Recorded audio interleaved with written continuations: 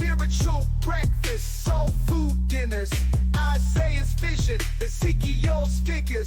Walk through the fire, no one limbers. Kings and judges, prophets profound, plowing the word, no mythical ground. Verse after verse, wisdom's bound. Heavenly soundtrack, soul's urban sound. Anybody in here blessed? Anybody in here blessed? Bible in 1 year, we don't rest. Anybody in here blessed? No shortcuts, all divine routes. Listen to the whispers, no room for doubt. Parables drop stronger than gold faucets. Souls hydrated from divine prophets. Study the book, change perspectives. Carefully crafted, not too subjective. A year to reflect, learning perfect. Patterns of grace that time can't deflect. Old Testament drops deep and so real. Kings and warriors, covenant seals. Split that Red Sea, divine reveal. Commandments written, not made of steel. Bethlehem birth to cross on the hill. Unfolding the never blessings, pastor with skill. Scripture flip, every verse fulfilled. Through the word, every verse, every chapter, nothing unheard. Everybody in here blessed, I'm blessed. Everybody in here blessed, I'm blessed. Yo, online sermons, holy vibes delivered, spreading light, got the sinners reconsidered. Psalm to psalm, man's like a holy DJ, flipping through scripture, repping the Yahweh. Your emotes in the chat, praising the message, flat cap on point, teaching eternal lessons. Everybody in here blessed, I'm blessed. Everybody in here blessed, I'm blessed. Digital pulpit, preaching like a pro. Followers grow as the faith overflow. Keyboard clicks, holy words they stick, raining blessings down with a slick rhyme trick. Virtual congregation, united in devotion. 1 year strong, a spiritual promotion. He's a life coach with divine instructions. Streaming holiness, no room for interruption. Flat cap changed the game, new pastoral fame. Virtual shepherd, he's embracing the mainframe. In the comments, affirmatives and amens. With each Goliath tackled, faith extend. Everybody in here blessed, I'm blessed, I'm blessed. Everybody in here blessed, I'm blessed, I'm blessed. Yo, online sermons, holy vibes delivered, spreading light, got the sinners reconsidered. Psalm to psalm, man's like a holy DJ, flipping through scripture, repping the Yahweh. Your emotes in the chat, praising the message, flat cap on point, teaching eternal lessons. Everybody in here blessed, I'm blessed, I'm blessed. Everybody in here blessed, I'm blessed, I'm blessed. Digital pulpit, preaching like a pro. Followers grow as the faith overflow. Keyboard clicks, holy words they stick, raining blessings down with a slick rhyme trick. Virtual congregation, united in devotion. 1 year strong, a spiritual promotion. He's a life coach with divine instructions. Streaming holiness, no room for interruption. Flat cap changed the game, new pastoral fame. Virtual shepherd, he's embracing the mainframe. In the comments, affirmatives and amens. With each Goliath tackled, faith extend. Everybody in here blessed, I'm blessed, I'm blessed. Everybody in here blessed, I'm blessed, I'm blessed. Everybody in here blessed, I'm blessed, I'm blessed. Everybody in here blessed, I'm blessed, I'm blessed.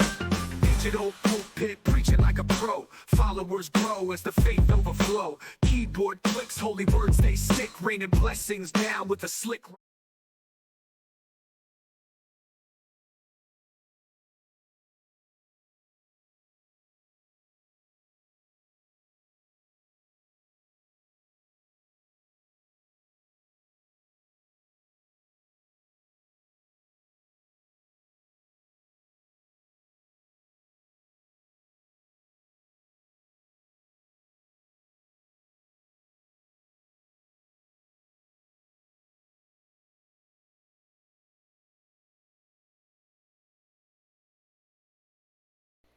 Welcome in, everybody. Welcome in. Don't know what happened there. Something picked a different mic. So, actually, that volume is way low, it seems like. Let me see where I'm at. I don't like it at all. What are you doing? This is not good. Okay. Let me check something else here.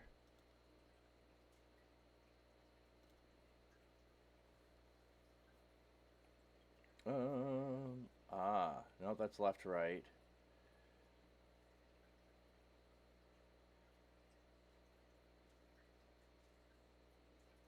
Let's switch that to percentage. That's 100%. Wow, desktop audio is only on 3%. Hey, wait a minute. I can turn up volume past 100%. Didn't know I could do that. Let me go 125, see what that does. Oh, there we go. I like that better. Let me just make sure there's no distortion there.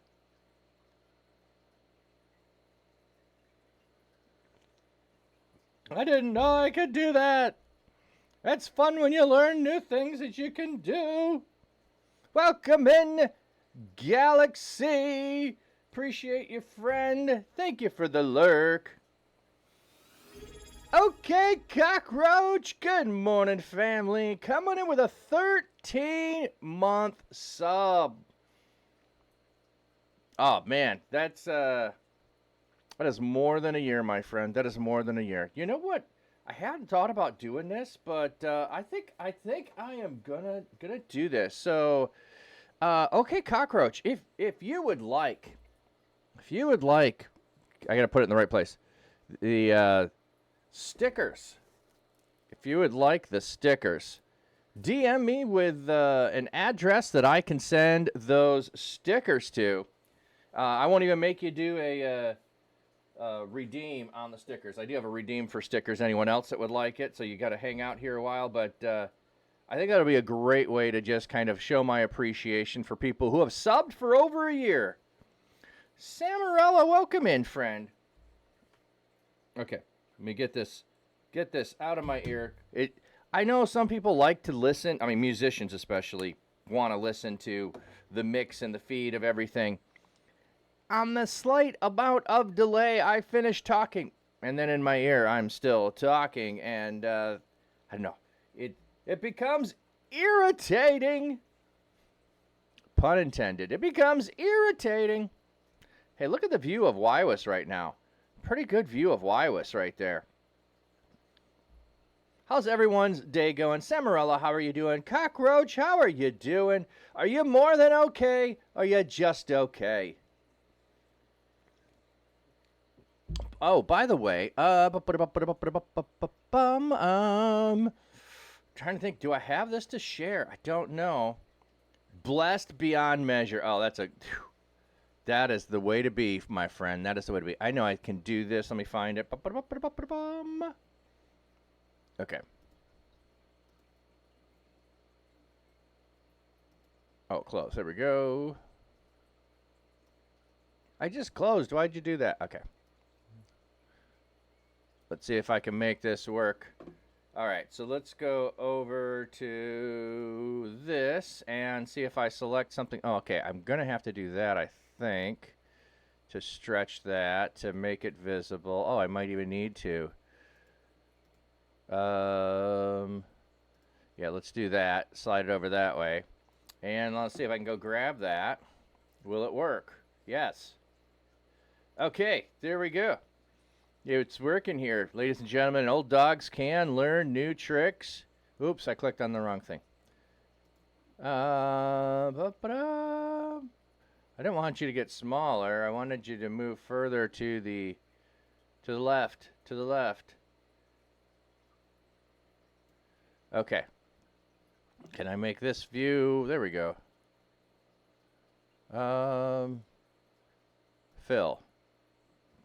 That's better. So doing a collab stream on Saturday. Yes, I will be on Saturday. So I'll be doing a collab stream with, as always, Ministry, 6 p.m. EST, 3 p.m. PST. I'm EST, he's PST. So DC4C is Digital Creators for Christ. If you do not know them, I'm like the earliest streamer, and like no one else streams for hours after I get done streaming. It seems like, and they do get-togethers at 9 p.m. Pacific time. I'm not up at 9 p.m. Pacific time. Just not gonna happen. So we're gonna do a Saturday. We're gonna do a Saturday event and hang out for about an hour. Who knows how long we'll hang out? So doing a collab stream with DC4C. Samarella, pretending to be good is a little tiring, to be honest. Oh, yeah. Don't pretend to be good. I mean, there's a difference between putting on a brave face because you don't want to have someone else impacted negatively because of the seriousness of something, like children and whatnot. You want to keep it from them, and, not to hide it, but to protect them. But just putting on a good face and pretending everything's good. Oh, man, don't pretend everything's good when it's not. I often, when someone, politely, when you ask, hey, how you going? Good. Really? Doesn't sound like it. I try to, explore that and invite people to share if they want. If you don't, that's okay. Johnny Darko, good to see you, my friend. Glad to have you here. Have you streamed again or not? Praise the Lord, your father-in-law is out of the hospital. He had some heart issues and was released last night back to his house. That is a yay God for sure.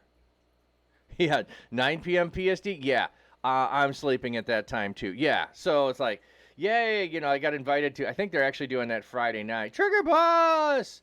If you like all the music that I have, all of the songs, Trigger Boss is the one that made all of those and blessed us with those. Thank you, Trigger Boss. Appreciate you so much, friend. You've been streaming every day, just about an hour and a half of Bible reading. You're in Exodus 17. Oh, very cool. Very cool.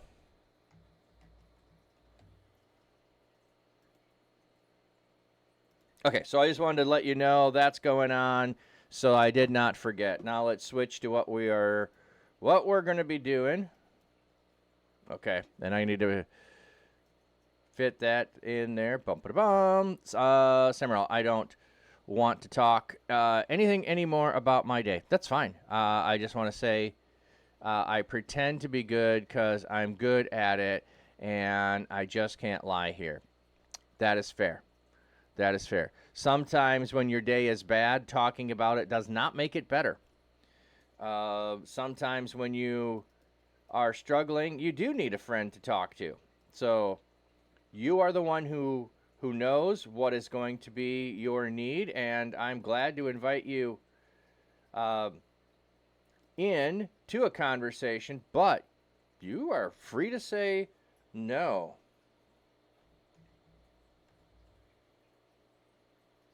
Okay. There we go. Let me slide that over. There we go. So today, so those who have not been here, I just got everything figured out for the new system we're going to be following through the new year. It's Messiah Monday. Essentially, we're going to explore all the books about that include Jesus. So Matthew, Mark, Luke, and John. That's going to be the thrust of Mondays. Torah Tuesday, Genesis through Deuteronomy. Wisdom Wednesday. Sorry, my computer. I've got two, and I think I'm going to be flipping back to my old computer instead of the new one. It keeps having several little issues, and I don't know how to fix them. And so I'm going to switch this computer to be the one doing the pond stream. And I'm going to take my other computer back and use it for my main streaming and activities. So anyway, didn't make it yesterday, but Wednesdays is going to be wisdom. So Psalms, Proverbs, Song of Solomon, Ecclesiastes. You pick a passage. We'll go read through that book of the Bible. Or I should say, a chapter in that book. Transform Thursdays. So we're going to look at some aspect of having a transformed life, of having a life that is pursuing after Jesus. So today we're going to explore prayer.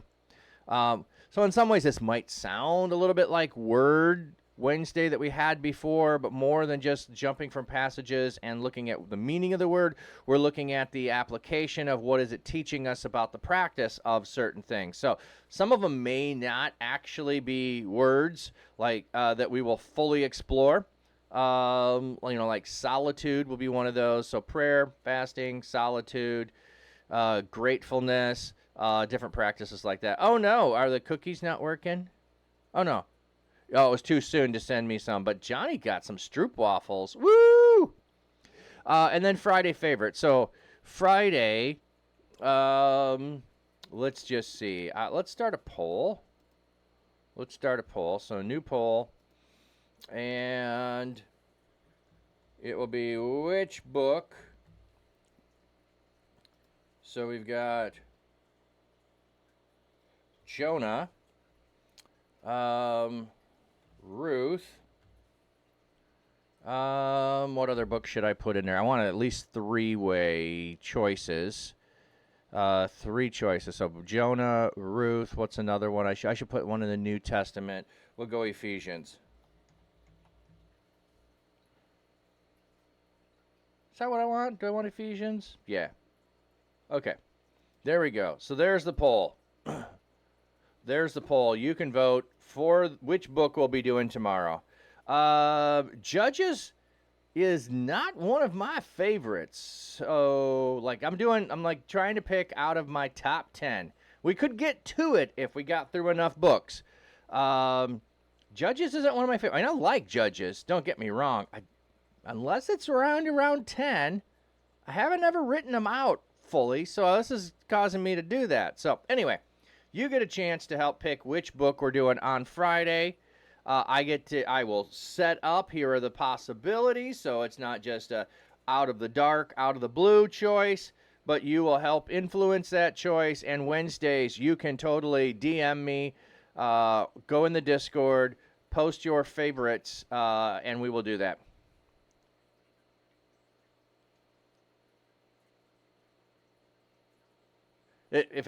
Because you could pick which one we start. I don't care which one we start with. I could do any of those. You use channel points to vote. That's not very fair. You have 100. You know what? I'm not here about democracy, okay? I show favoritism to those who frequent my channel. I don't have any problem with that. If you want a book and you have the points, use them. Use them, my friend. Use those points. Okay, let me put that away. Let me sprinkle some stars here.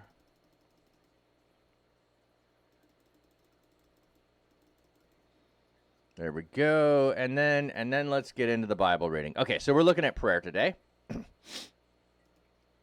I went over here and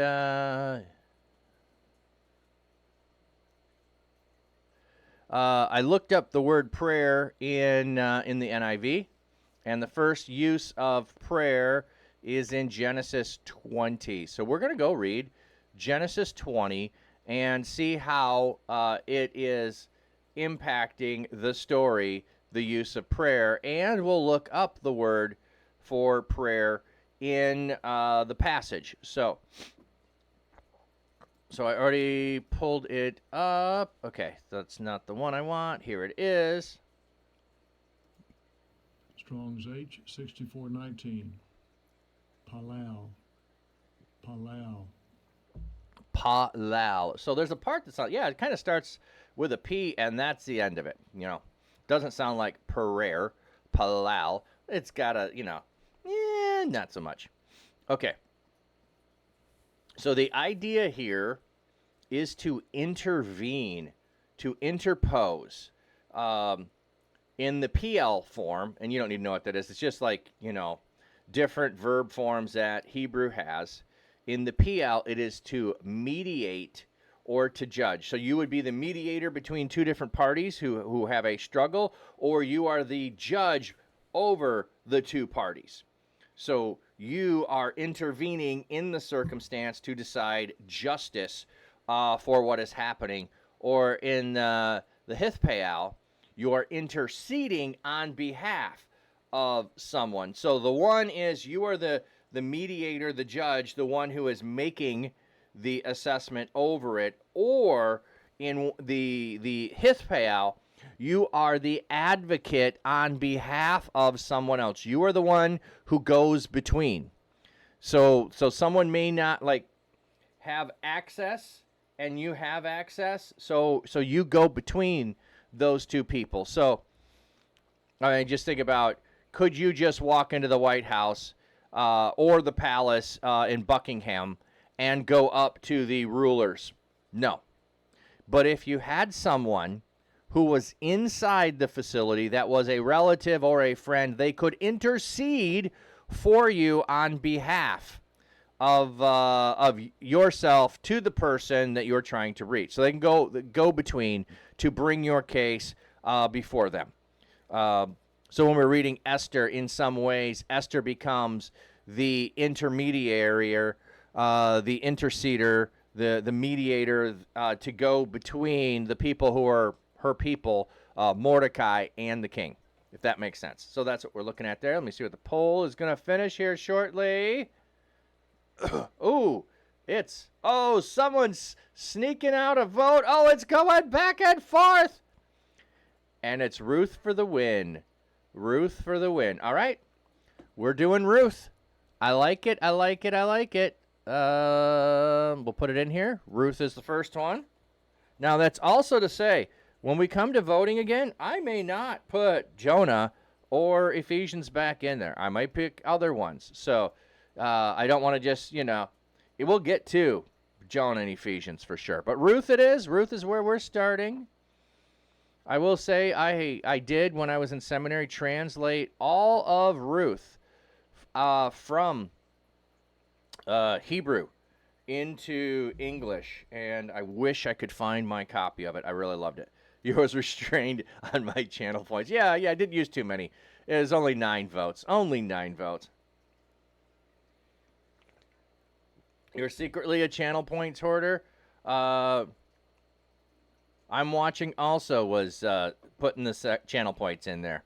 There are some channels, like, I could, if they allow channel points, there's nobody, well, there might be, but they would have to be there at the same time I am. I mean, I can, like, Ukulele for Worship, if she does anything, this is where you use wasted channel points by doing a community collab. You have to have points from everybody then. I'm watching. I'm always using your points. Yeah, you are. I clearly have created things that you like to use the points for. Some streamers, I have lots of points because I never use the points for the things they have. Like, or like Ukulele. Like, her points are so minimal. Her points are so minimal. Okay. What passage were we looking at? Genesis 20. Genesis 20. Okay.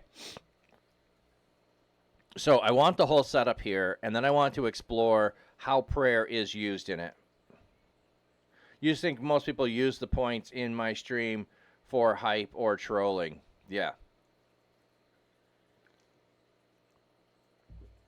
I shall turn away from my hoard of points and things of this world and spend them. Oh, Johnny's redeeming the stickers. All right, so I showed these earlier. Here are the stickers that I have.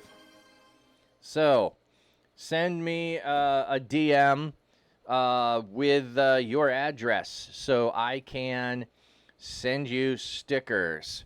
And I've got a couple that I should have mailed out last week and I didn't. So I will need to do those today. So I'll get some stickers mailed out to people today.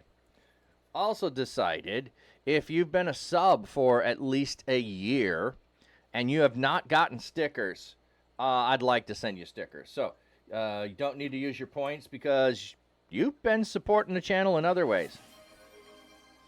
Ooh, I'm watching added redeem add command. All right, DM me on. You can share here what you want the command, but if you have it already set up, DM me the instructions on the command. I'm curious what it's going to be. I'm nervous at what it's going to be.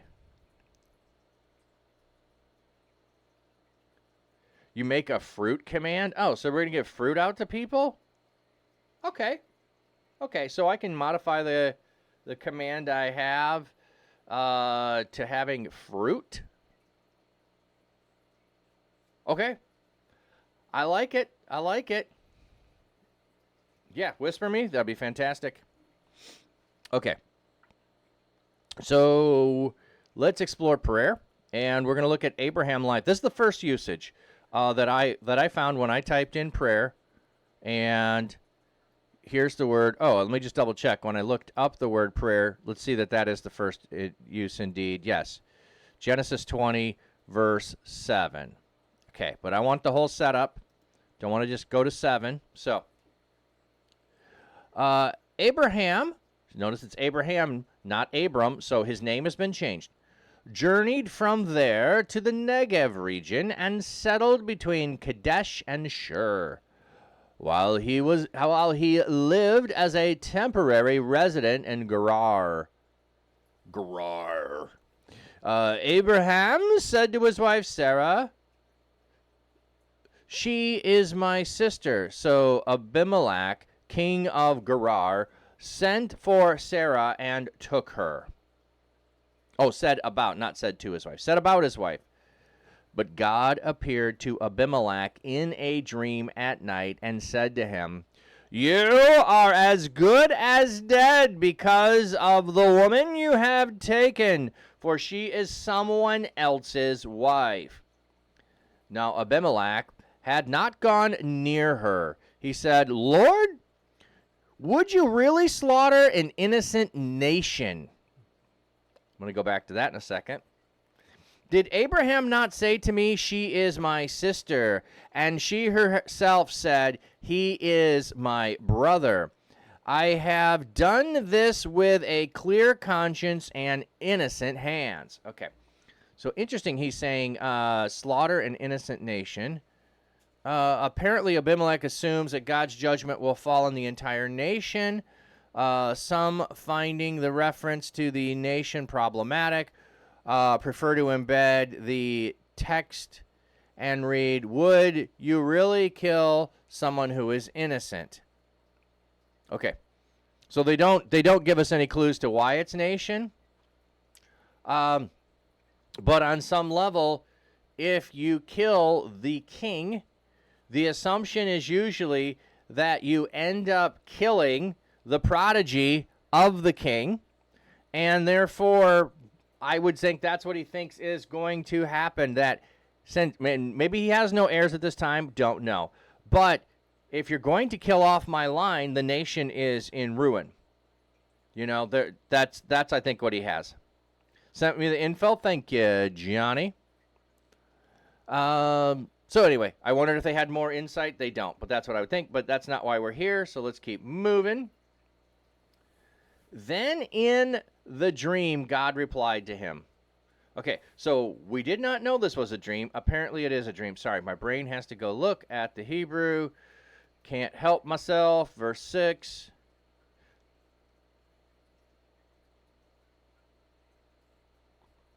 I just want to see the word for dream. Does it say dream or vision? Halom.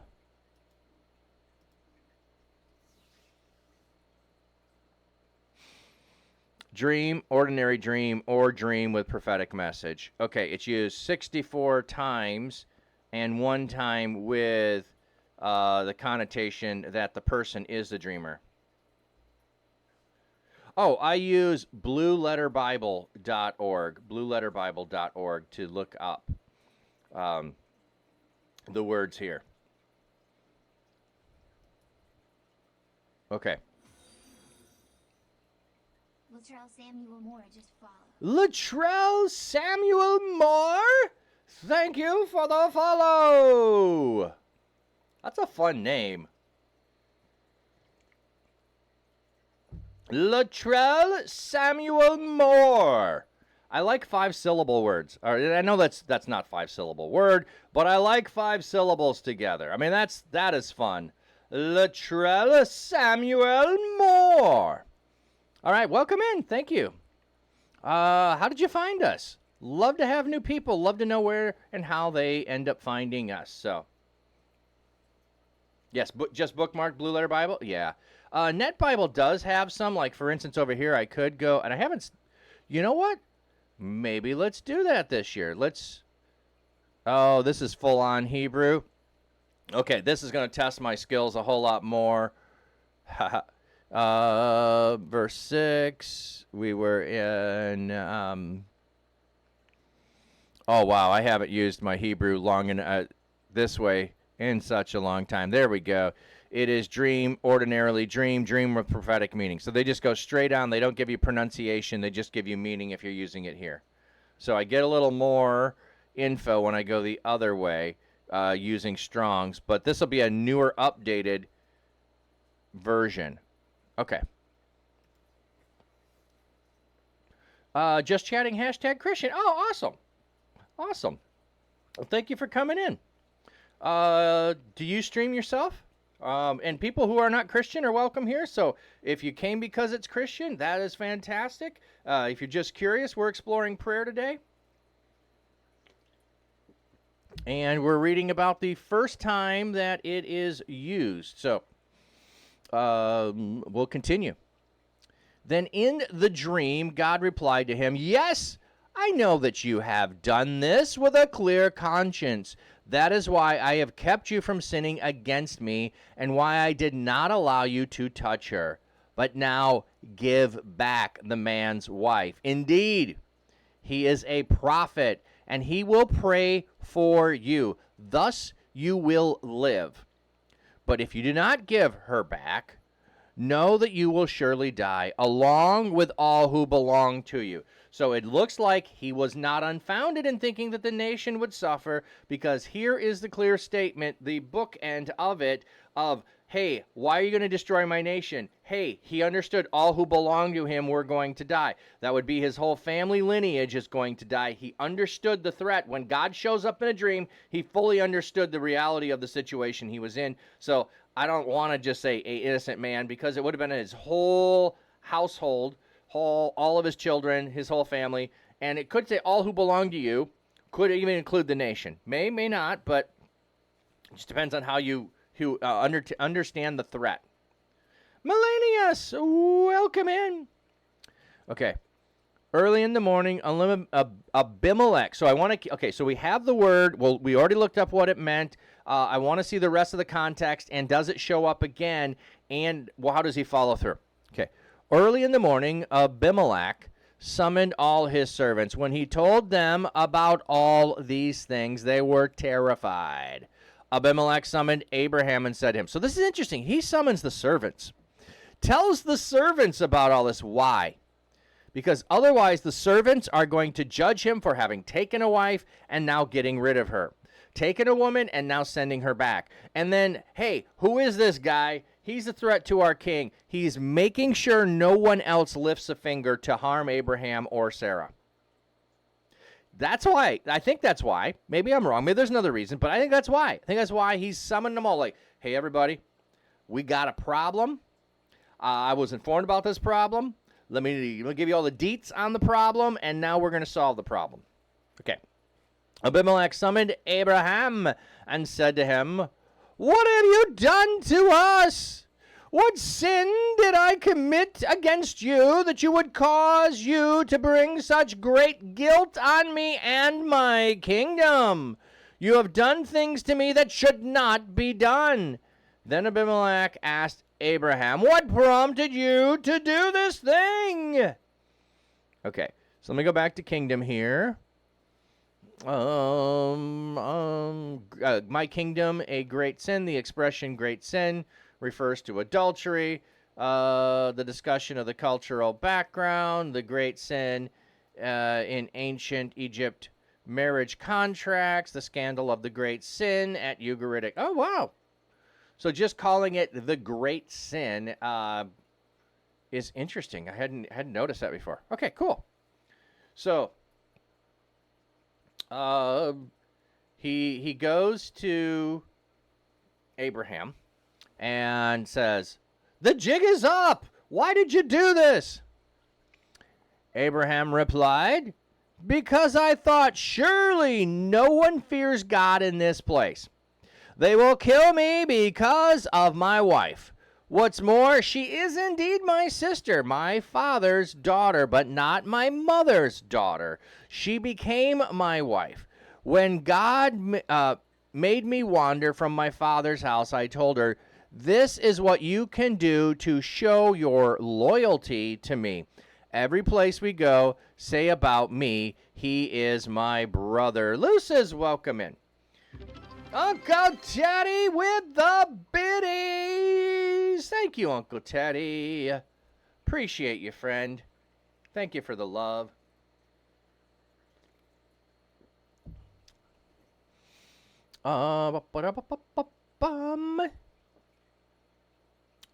Sorry. Distracted by the biddies. Okay, so he's like, "Well, we set up this scenario, and we've been playing this charade for some time, and it just seemed like a good thing to do." Now, this is one of the most fascinating things if you ask me. There's a lot of people that want to know how beautiful Esther was because of her becoming queen, winning a beauty contest, beauty pageant, all of that stuff. If we go back, I don't remember exactly how old Sarai off the top of my head. My brain wants to say that she was 65 or 70, whatever it is. She's not a young woman when they start the journey, and Abraham is so worried. She might be 90 by this point, but I'm just saying when the journey started, when they would have left the land. I think it's Abraham that's 90, so I think Sarah might have been 70, but I don't remember exactly. Anyway, she's not young. And she's not usually going to be, by world standards, simply because of age, what is going to get nations fighting against nations. She's not going to be Helen of Troy. Everybody is enamored by her youth and beauty, and we're going to go to war over her. That's not how Abraham sees her. So here's the question I have in regards to this. Is Abraham's love for her blinded him to the fact of how beautiful the world would see her, or is she really that beautiful? I don't know the answer. That's like, of all the people in the Bible that I am most curious about what they look like. The other thing is resurrected bodies. I may not ever know. Resurrected bodies, we may all have the same standard of beauty and whatever. Who knows? Anyway. The other thing is that okay. Before we go further, and I know we're focused on prayer, and we'll get to that, but I can't help myself. People want to ask, well, why isn't this a sin on Abraham's part? Why isn't this Abraham not trusting God? Why does God protect this foreign king from doing something, and God says, yeah, I'm protecting you from doing it. You didn't violate it. Why doesn't God judge Abraham for this? I don't have an answer. I don't know why God doesn't confront Abraham with this. And as Abraham said, part of what he is doing is protecting Sarah. Abraham is a person who is protecting Sarah all the way along. So maybe because Abraham's heart is about protecting his sister, and even if that is severing familial relationships and spousal relationships, it leads to her not having to watch him have death and then have her taken by force, then this was the thing that she could show her loyalty to him, and he could show his loyalty to her. And then maybe it wasn't a great plan, but they've stuck with it. So, anyway. So Abimelech gave sheep, cattle, and male and female servants to Abraham. He also gave his wife Sarah back to him. Then Abimelech said, "Look at my land is before you. Live wherever you please." To Sarah he said, "Look, I have given 1,000 pieces of silver to your brother. This is the compensation for you, so that you will stand vindicated before all who are with you." Okay, so This is not in place in the people of Israel yet because we're not out of Egypt. So we don't have the bride price and those things. But when we get to Leviticus, there is a whole section on if you violate a woman's virginity and you do not want to keep her, there is a price to pay to the family, to the household for the violation that you have incurred.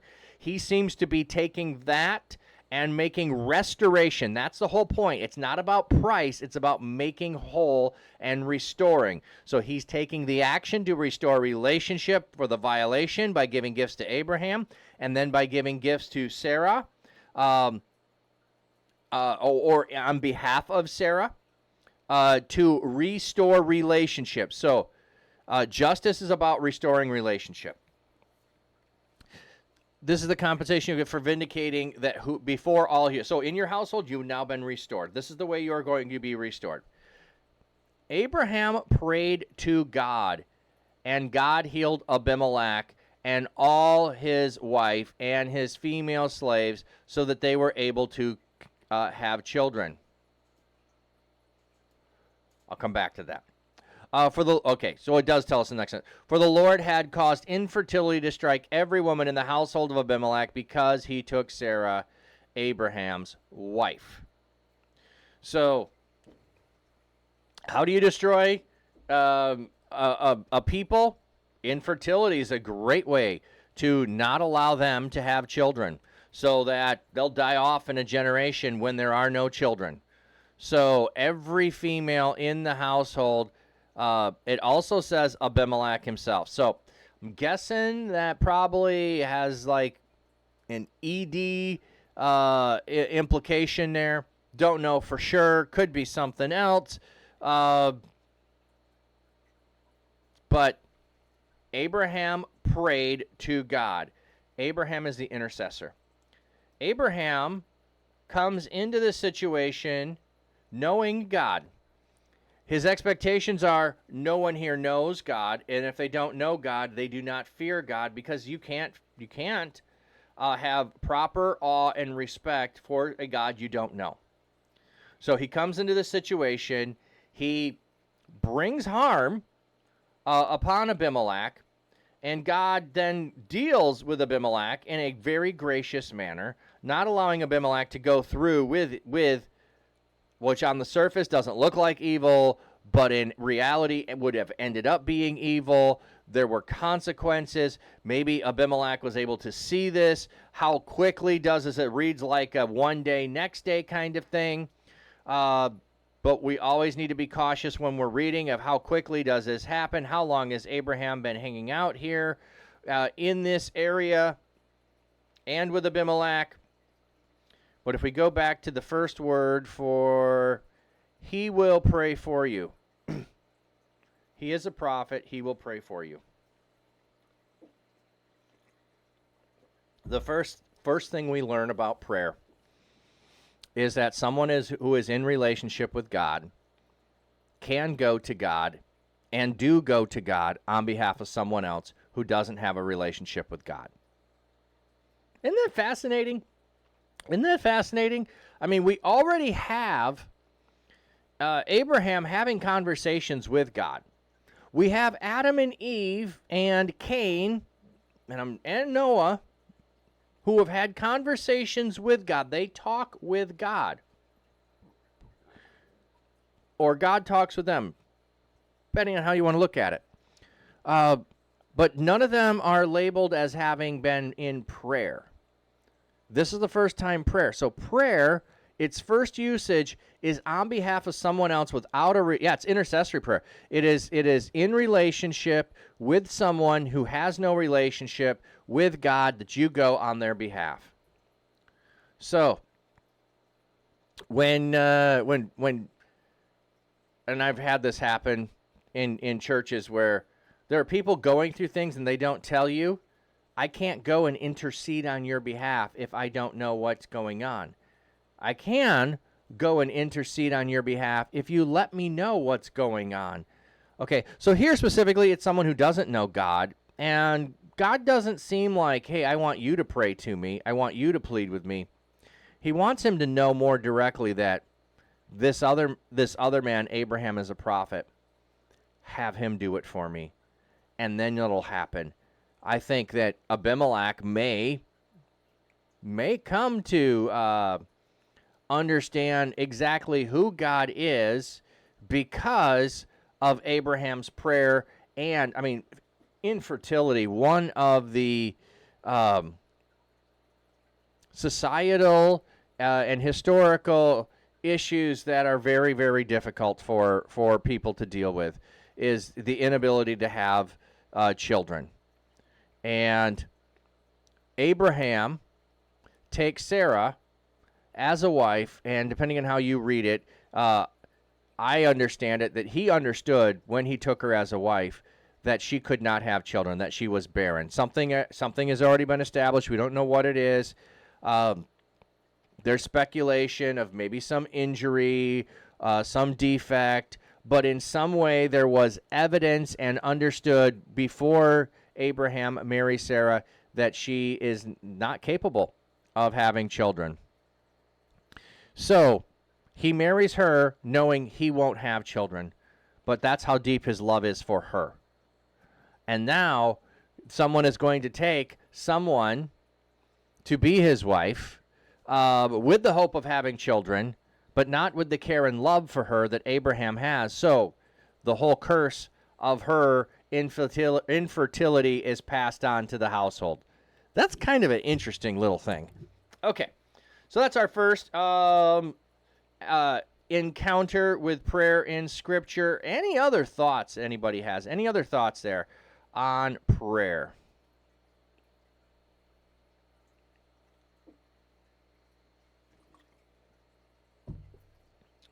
Okay, we're going to go to Genesis 24. It looks like the next place that prayer is. We're not going to look at all of these. We're just going to look at some of them. So in Genesis 24.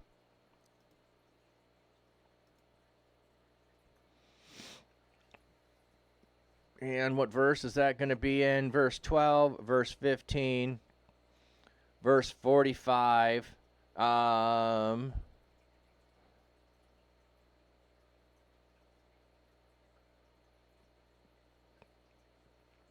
Okay.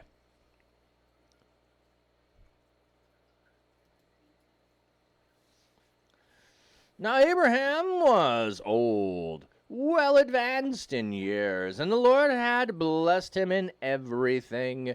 Abraham said to his servants, the senior one. Okay, that's interesting, the senior one. Okay. I was just thinking it was going to give us a different option. It did not. Excuse me. In his household, who was in charge of everything he had. Put your hand under my thigh. Okay, putting your hand under the thigh, the taking of an oath, had to do with the sanctity of the family and continuation of a family line. Put your hand under my thigh. There's a whole thing on it. Okay. One of the thoughts, and they didn't say it here, one of the thoughts of putting your hand under your thigh, what is close to being by the thigh? You're going to lose body parts that are close to the thigh if you violate the promise you're making here. So the putting your hand under my thigh is to remind you of the seriousness of the promise that you are making. So that I may make you solemnly promise by the Lord, the God of heaven and the God of the earth. You must not acquire a wife for my son from the daughters of the Canaanites, among whom I am living. You must go instead to my country and to my relatives to find a wife for my son Isaac. You need to tidy up. Exterminators are coming. But you'll be lurking. All right, thank you. Lurk away. Clean away. Tidy, maybe. Not quite all the way cleaning, but I hope it's not too bad a problem for the exterminators. I've had to deal with that before. It can be no fun. The servants ask him, what if, what if the woman is not willing to come back with me to this land? Must I then take your son back to the land from which you came? Be careful never to take my son back there, Abraham told him. The Lord, the God of heaven, who took me from my father's house and the land of my relatives, promised me with a solemn oath, to your descendants I will give this land. He will send his angel before you so that you may find a wife for my son from there. Wow. So Abraham envisions, angel or messenger is going to go before you. God is going to prepare the way. That's the image here. But if if the woman is not willing to come back with you, you will be free from this oath of mine. But you must not take my son back there. So the servant placed his hand under the thigh of his master Abraham and gave his solemn oath, promised he would carry out his wishes. Okay, I'm not sure I like wishes. Swore concerning the matter. Yeah. Sorry, wishes like wish upon a star. No, his commands I would have gone with, or his instructions. But I know what they mean, nevertheless. Then the servant took 10 of his master's camels and departed with all kinds of gifts from his master at his disposal. He journeyed to the region of Aram Naharim and the city of Nahor. He made the camels kneel down by the well outside the city. It was evening, the time when women would go out to draw water. He prayed. Okay, here's our second occasion. We have Abraham praying on behalf of a foreigner for him to be restored. Now we have a servant of Abraham who clearly would have, being in Abraham's household, having been serving in Abraham's household, having been placed in care and charge of things, he himself would have a relationship with God. So he's not a stranger to God. He is a servant of Abraham, and he knows the true God. So he prayed, O Lord, God of my master, guide me today. Be faithful to my master Abraham. Okay, so he is going still to God through the relationship of Abraham. He is going to prayer, intercessing on behalf of Abraham through the name of Abraham. This is so fascinating. Here I am standing by the spring, and the daughters of the people who live in the town are coming to draw water. I will say to a young woman, please lower your jar so I may drink. Sorry, I want to go into Captain Kirk suddenly. May the one you have chosen from your servants, Isaac replied, drink, and I'll give your camels water too. In this way, I will know that you have been faithful to my master. So his whole prayer is about fulfillment of what he has been instructed to do by Abraham, and he prays to God for it to come about because he doesn't necessarily know how to bring it about. Before he had finished praying, I love this part, there came Rebekah with her water jug on her shoulder. She was the daughter of Bethuel, son of Milcah. Milcah was the wife of Abraham's brother Nahor. Now the young woman was very beautiful. She was a virgin. No man had ever been physically intimate with her. She went down to the spring, filled her jugs, and came back up. Abraham's servants ran to meet her and said, please give me a sip of water from your jug. Sorry, that's just fun. Drink, my lord, she replied, and quickly lowered her jug with her hands. She gave him a drink. When she had done so, she said, I'll draw water for your camels too, until they have drunk as much as they want. She quickly emptied her jug into the watering trough and ran back to the well to draw more water until she had drawn enough for all his camels. Silently, the man watching her with interest to determine if bum if the Lord had made his journey successful or not. Okay, so we don't need to keep going with the story. Our point is to look at the prayer. You can't. You like when I add extra pauses in the text.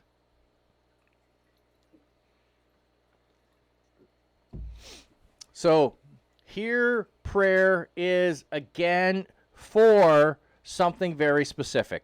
In the first one, we had restoration, which was the prayer. Here we have prayer for something to happen and to come about. So, does this mean God is a vending machine? No. No, because look at the relational aspects here. This isn't just asking for something for no reason. This isn't just asking for selfish reasons in any capacity. So far, what we've seen is going on behalf of someone else who has some injury, so to speak, some health issue, so to speak, depending on how you want to look at that, spiritual problem, definitely, going on behalf of them. Here, we have a mission to accomplish, and it is for the benefit of someone else, and it is also for discernment, and it's asking God to make the revelation of it instead of like letting me use my own judgment to figure this out. God, help make it abundantly clear, and then setting some parameters there around it so that it was totally evident. So I hadn't told everybody this. Okay, so many of you know I had an interview with a church. It's been a couple of weeks now. They messaged me this week and said they need a couple more weeks to decide. So I don't know anything regards to that of moving to New York. Probably won't know until February if that may or may not happen. Okay. But I didn't tell you I had another church that was 2 hours away that I was interviewing with, and there was something that was keeping me from making a request about it, and I felt like your previous prayer and prayers had covered it because I really wanted discernment around it and peace about saying yes. So this felt like in some ways I had the peace about saying yes to that other church if they offer it to me, that's God saying yes. So I almost went into this one going, I really want it to turn out no. But I want to be honest and fair in the circumstance. So I, presented myself as best that I could in regards to that. And they called the next day to reply back to me. And I didn't answer when they called. I was busy. Checked my messages later, found that out, called them, and found out that they, in fact, did not want me to come. Well, after having the interview, I was confident it is not where I'm supposed to go. If they do offer to me, I need to share some more information with them that I do not want to share, but so that it doesn't come out, because, you have to build trust with churches, and if it came out later, it would destroy any trust that I would be building with them. So it was going to be like Abraham and Sarah here, revealing something that I didn't want to reveal to them, that not always necessary to reveal, but given the circumstance, felt like I'm asking them to build trust with me, then something could happen that would destroy trust and destroy the whole process. So, I didn't want to do that. So them calling and saying no was thank you. That is an answer to prayer that it was no. So, I know, maybe that's a weird situation to talk about and think about, but it was a comfort that it was no. I've also had other ones where Cat Jam, Supersonic, welcome in. I interviewed with a church, got off the phone, talked to my wife, and said, yeah, I'm not supposed to go there. And then churches get nervous. Like, calling and telling someone no is a difficult thing. And so this one that I remember in particular was really like they're beating around the bush and they're talking about a whole bunch of things, and she finally, gets up the courage to say, and so we've been interviewing several people, and we're going to the next round of interviews, and I'm sorry, but you're not one that we're going to include. And I'm like, yeah, I know. I already knew that. I knew after I got off the. Really? Oh yeah. Yeah. I was no. So like the relief that she could hear in her voice of, oh, you understood? Yeah, I understand that. Like, God leads these things. Like the same way here, you're praying for the right person, the right. Now, I don't think that this is in that same way. We should all pray for a miraculous revelation for a spouse for us and expect something miraculous in the way that happens here with Abraham's servant and Rebecca. I'm not expecting those things, okay? But I think we can pray for our relationships, for the person that and for your children. You can absolutely pray for and on behalf of your children. So though Isaac is not mentioned here, this is about Abraham and finding the right wife for Isaac, but it is about the godly wife that he's to find. And so anyway, I hope that all makes sense. Let me know if that's confusing in any way.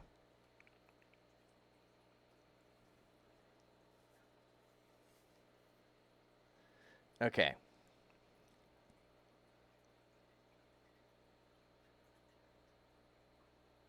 Just looking here. Then Jacob prayed. I'm just looking at the next one here. O God of my father Abraham, God of my father Isaac, Lord, who said to me, go back to your relatives and I will make you prosper. Okay. Save me, I pray, from the hand of my brother Esau, that I am. Okay, so let's go look at this one because this is a prayer specifically of me having a concern directly. So we've looked at two that are on behalf of other people. We've got an ad coming in, so we're going to go there, but then we'll go look at this one. Been here starting from the start, but recording a book, long chapters. Oh, yes. It's a great book, about 20 pages, reading about 55 minutes. Oh, cool. Phoenix Resurrection, welcome in, friend. We got ads coming in, so let's feed some fishies. Okay, let's hit the fish cam thing, not just open the cam so I can see them.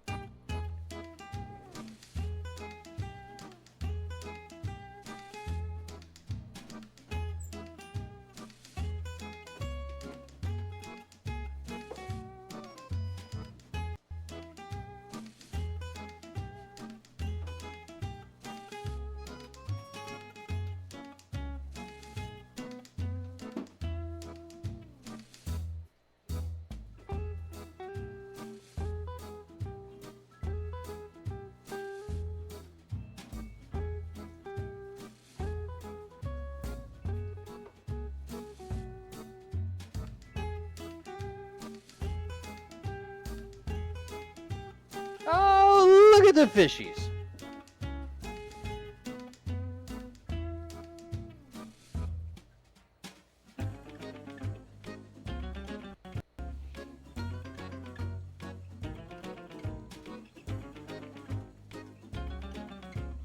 Finish chapter 6 of 14. Oh, super.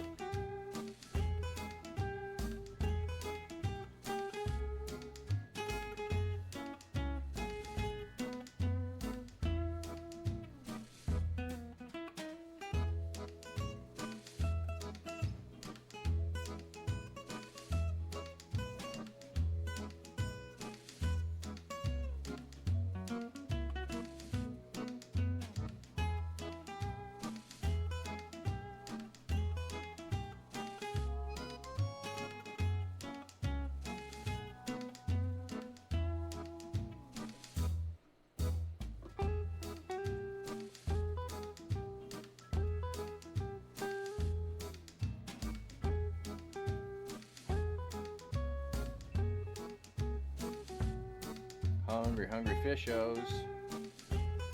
Hungry, hungry fishos. Alright, I'm not sure if we're back from ad break yet or not. Gotta be close.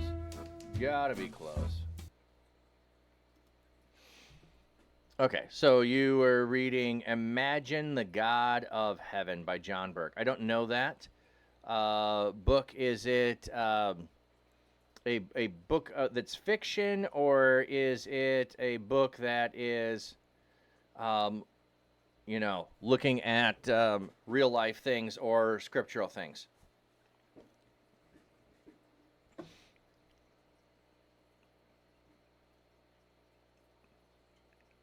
Okay, so we've got Genesis 32. Then after that, we'll go to the New Testament. We'll jump to the New Testament.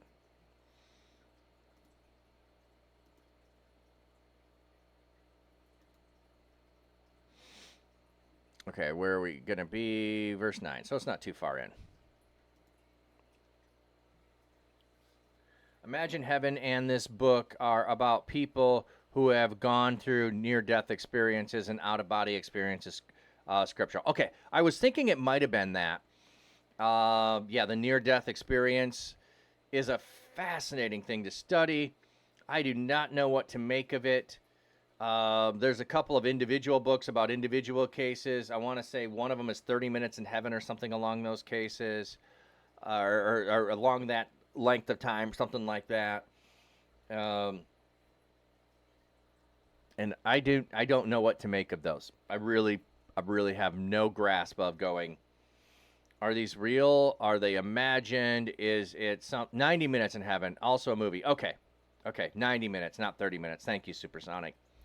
I have no idea what to make of them. The Shack book and movie. I thought The Shack was strictly fiction. I didn't remember that there being a near-death experience in regards to The Shack. I know Z Sarah Yu is a big fan of The Shack. I think I've seen the movie, if I remember. I know when it came out, my wife read the book, and we talked about it, but I didn't read the book. I didn't have time to read the book. So,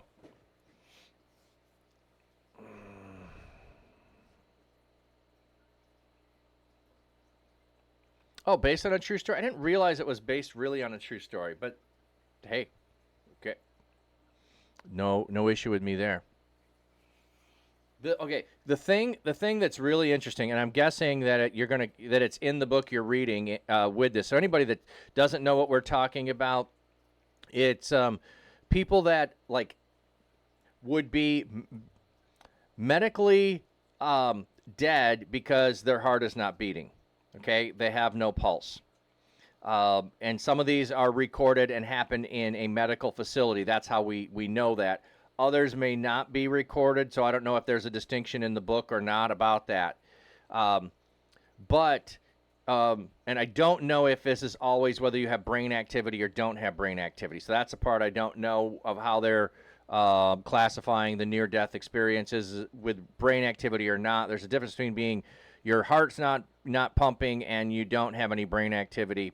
I don't know where it's in with the book, but essentially... the thing that has me really curious to say that there must be something in regards to this in some way are the occurrences of someone who goes, encounters someone who gets knowledge of something that there's no way they have the ability to have knowledge of it, and they come and they share that. So I think one of the examples is a kid who passed a near-death experience, has an encounter and learns the name of a sister that his parents never told him about that he had, who had died. And he learns the name of his sister who is in heaven, and he comes back and shares about that. That might have been the 90 Minutes in Heaven, I'm not sure. But anyway, those things intrigue me in a way that's like, I can't dismiss them, but I don't have a category for them. So, okay, let's get to our last one here in Genesis on prayer. So now we're going to Jacob. So we had one with Abraham, one with Abraham's servant in relationship to Isaac, and now we have Jacob. So we have the three patriarchs interacting in some way through prayer. So Jacob went on his way, and the angel of God met him. When Jacob saw them, he exclaimed, "This is the camp of God." So he named the place Mahanaim. Okay, I want to see, is this plural? The phrase angels of God occur only here and in Genesis 28:12. In the Old Testament, Jacob saw visions of angels just before he left the promised land. Now he encountered angels as he prepared to return. Oh, it did say angels. Okay. Jacob sent messengers on ahead of his brother Esau to the land of Seir, the region of Edom. He commanded them, "This is what you must say to the Lord.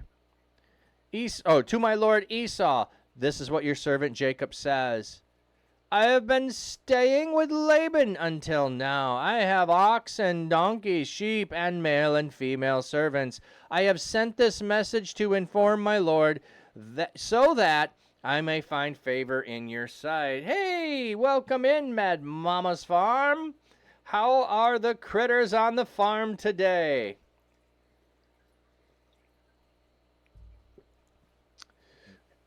The messengers returned to Jacob and said, "We went to your brother Esau. He is coming to meet you and has 400 men with him." Jacob was very afraid and upset, so he divided the people who were with him into 2 camps, as well as the flocks, herds, and camels.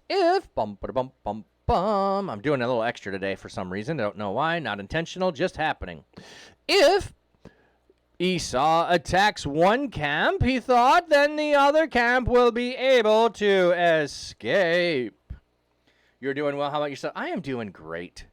I have just had such a blessed week. I just wish I had more time to get down my list of to-dos. Then Jacob prayed. Okay, so Jacob here is the one praying. He has now come to a circumstance. Okay, so he has fled from his brother after he swindled his brother. He's left and fled for his life. He has been working for his uncle. He's been laboring there. He's now been told to return back to the land, and he's returning back to the land. He went out empty-handed. He's returning full.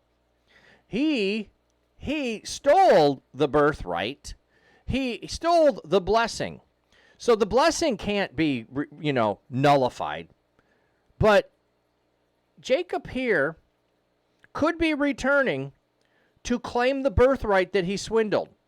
He could be returning to demand the birthright from his brother because he has the right to 2/3 of everything that is their father's. That is because the birthright has been given to him, swindled. He could claim 2/3 of everything Esau has. I just want to make sure we see that and we understand that what he could do. He's afraid of his brother. His brother's coming with 400 men. He left fearing for his life. He's returning. The fear has returned. So here's one of those things, too, is you leave a situation, you come back to it, situation can still be exactly where you left it. However long it is later, it can be exactly where you left it. All the fear, anxiety, all the trepidation, all the emotions come flooding back and returning just because you left them behind. When you come back, there they are. Okay, now let's get to it. Then Jacob prayed, "O God of my father Abraham, God of my father Isaac, O Lord, you said to me." So again, acknowledgement of the relationship of Abraham, his grandfather, Isaac, his father, and then his personal relationship there. So acknowledgement of Abraham, who is called a prophet, Isaac, who is his father, and his personal relationship, because you said to me, "Return to your land and to your relatives, and I will make you prosper." Isn't he already prospering?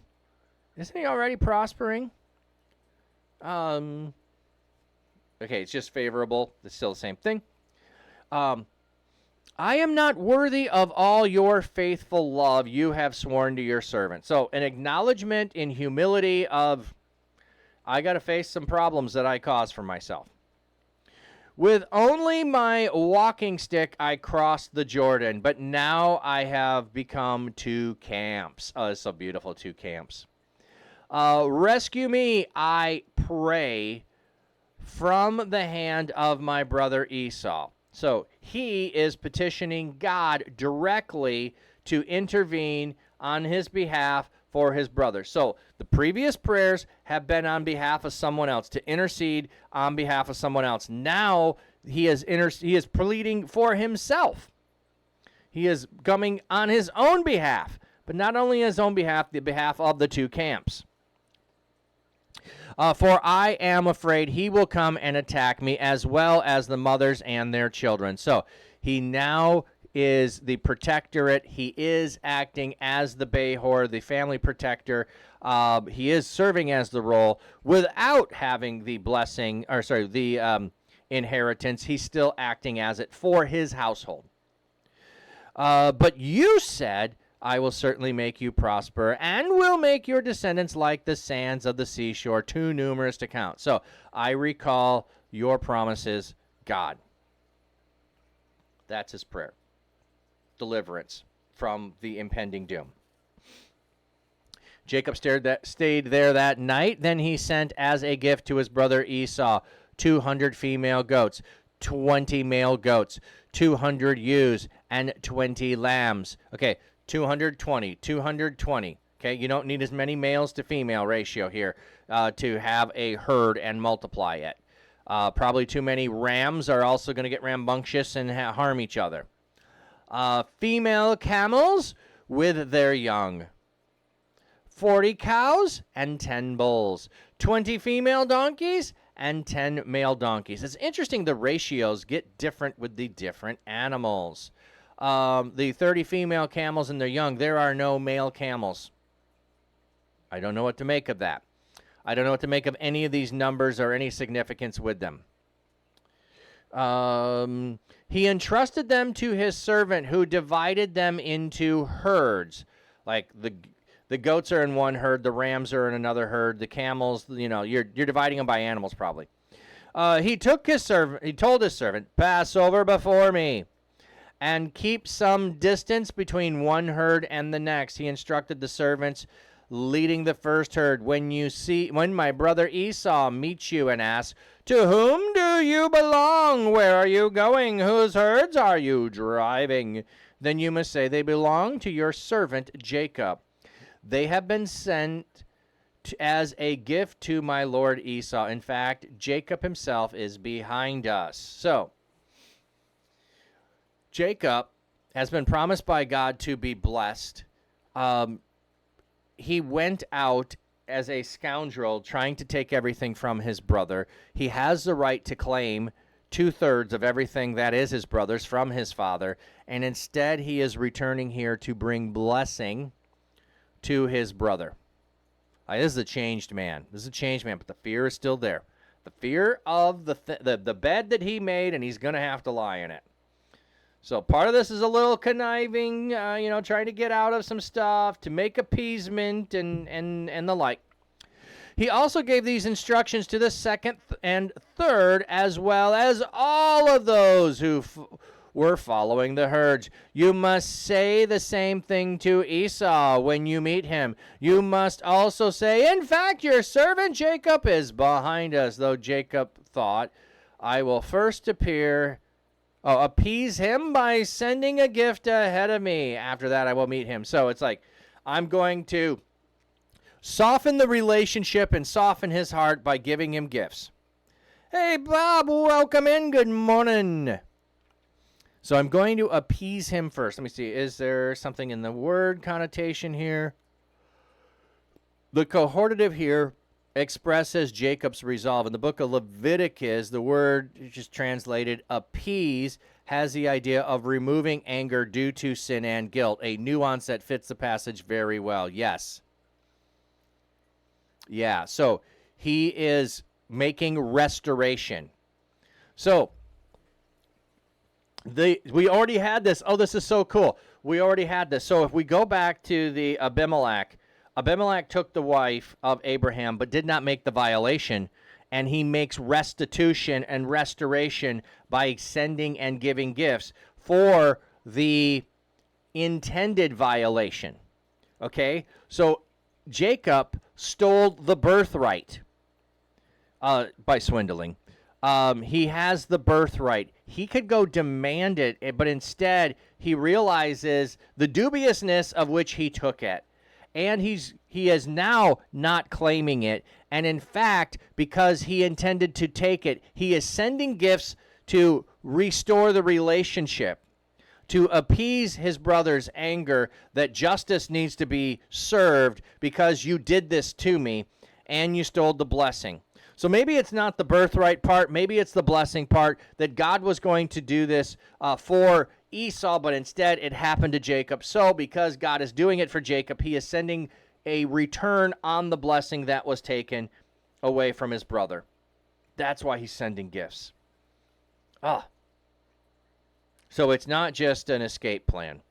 It's a heart change, and it's a seeking of restoration. So the gifts were sent ahead of him while he spent the night in his camp. During the night, Jacob quickly took his 2 wives, his 2 female servants, and his 11 sons and crossed the fjord of Jabbok. He took them and sent them across the stream along with all his possessions. So Jacob was left alone. Okay, I don't want to go with the wrestled with God part. Let's skip ahead. I don't want to skip that. I just want to focus on...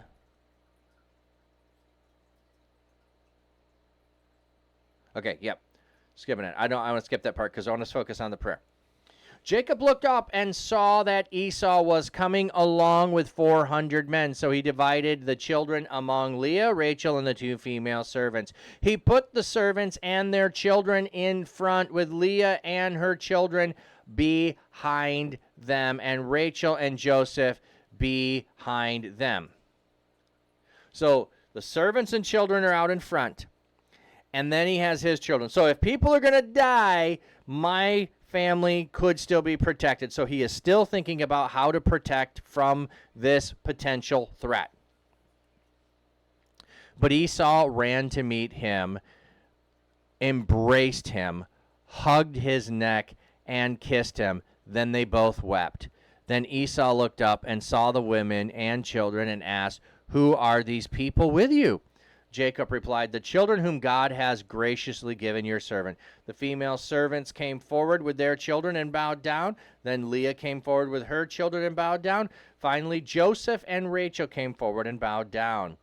Esau then asked, "What did you intend by sending all these herds to meet me?" Jacob replied, "To find favor in your sight, my lord." But Esau said, "I have plenty, my brother. Keep what belongs to you." "No, please take them," Jacob said. If I have found favor in your sight, accept my gift from my hand, now that I have found favor in your sight, and you have accepted me. It is as if, I have seen the face of God. Please take my present that was brought to you, for God has been generous to me, and I have all I need. But Jacob urged him, when Jacob urged him, he took it. Okay, so the encounter with his brother running to meet him, and his his brother's embrace, and seeing him, it was like seeing the face of God. I think that's a reference to this is God moving in your heart. Okay, but we'll see. He's still not, so much. He ends up promising his brother he's going to go a certain place and meet him there and be in the land, and he doesn't do that. So, okay, so there is our prayers that we see in the Old Testament, in Genesis, starting out. So let's go look here, and we'll switch to New Testament.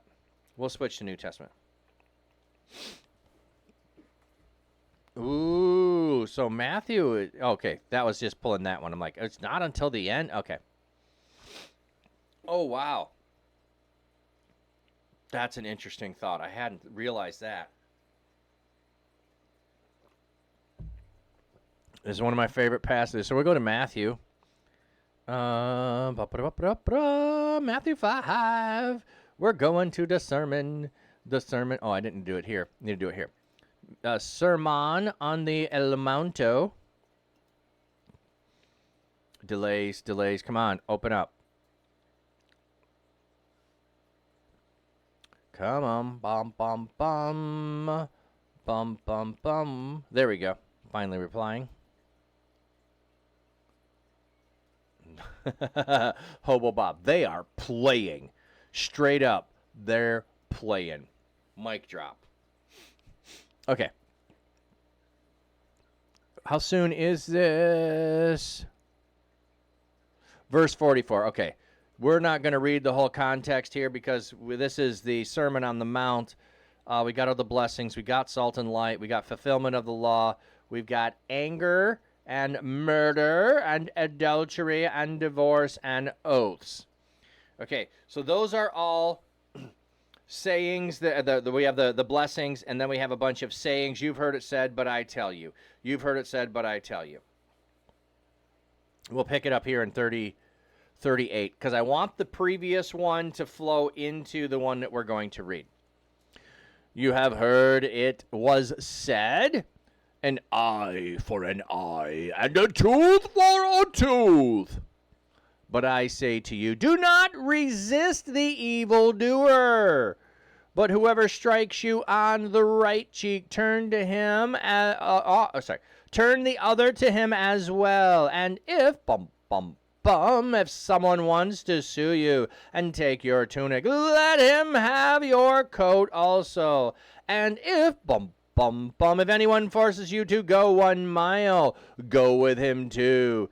Give to the one who asks you, and do not reject the one who wants to borrow from you. Okay, one of the things that I don't think we fully grasp here, and I think the go the extra mile one is really a good one to look at. Okay, so Roman soldiers could force someone to carry their stuff for them for a mile. That they were legally permitted to do that, which could be an outrage, could be a burden, could be, a horrendous thing for you. They were not permitted to have you go 2 miles. Okay? So, since they are not permitted to do it, they could get into trouble. I don't remember the seriousness of the consequence, but they could get into trouble for enforcing someone to go 2 miles. So, I think we can see it clearly here. The other one, and I'll get back to the what it means to do 2 instead. When someone sues you to take your tunic, let them have your cloak as well. In Leviticus, if someone gives you their coat in relationship to you owe them money, you give them your coat, your cloak, your tunic, whichever, I don't remember which one it is. You're supposed to get it returned at night because you need it to sleep with so that you're not without it. So you would then every morning give it to them. You wouldn't have it for the day. You'd get it back at night because it's just too dangerous at night. But if you give them both, or if you go 2 miles instead, if someone strikes you on the hand, there's a whole thing here with which side of the hand you get struck on, and when you turn the other one, I can't remember which way it is, the front of the hand or the back of the hand, there's a whole difference in it. Every single one of these is pointing out the injustice that was done to you. That's the whole point here. You don't resist, because in non-resistance to things, you point out injustice that's happening. Rather than going vengeance and retaliation, let the evildoer who's doing evil be judged because of the extent of evil that they do. So, it's in some ways, when you look at the Holocaust, at least for myself, it is an atrocity. It is outrageous. I don't think anyone is out there making a justification for it because it is so far beyond it. And you could see part of what makes it so far beyond is the fact that those, whether they were Jews or they were gypsies or they were other ethnic groups, because it's mostly Jews, but some others get caught up in there, or homosexuals, they also get some caught up in the Holocaust and the atrocities that happened there.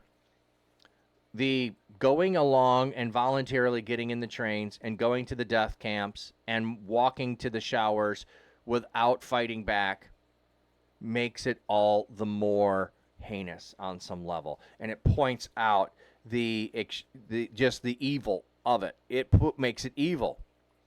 If there was a armed civil war with the Jews fighting back, it doesn't feel like it's a big deal. Oh, you're fighting back. Oh, okay. Anyway, so we have that as one of those things. Now we move a step further, I would say. A step further. So someone just does harm to you. Don't retaliate. Okay, you have heard it was said, love your neighbors and hate your enemies. Okay, so the one is from Leviticus. The other, the phrase hate your enemies, does not occur explicitly in the Old Testament, but commonly infers to passages like, okay, what is this one?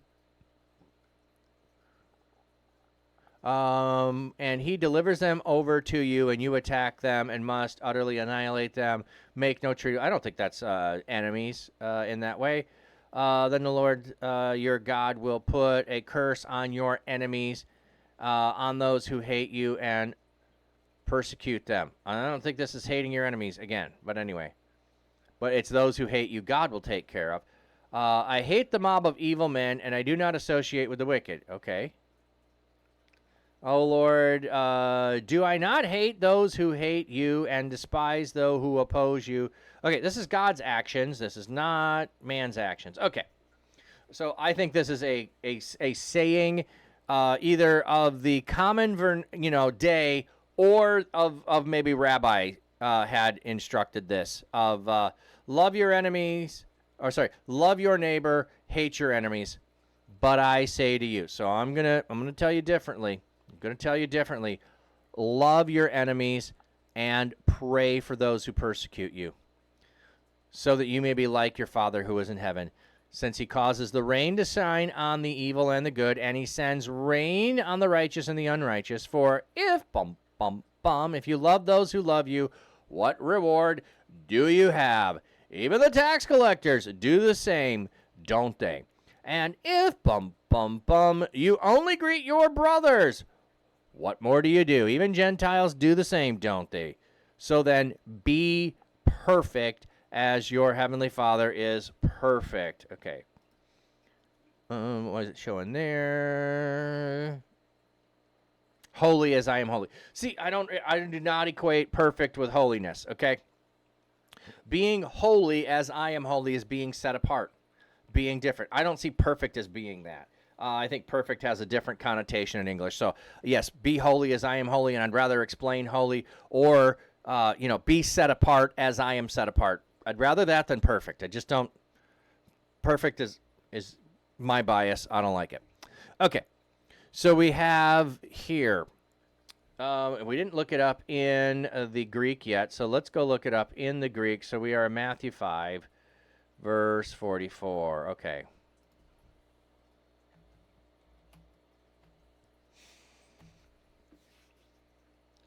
Guys are quiet today.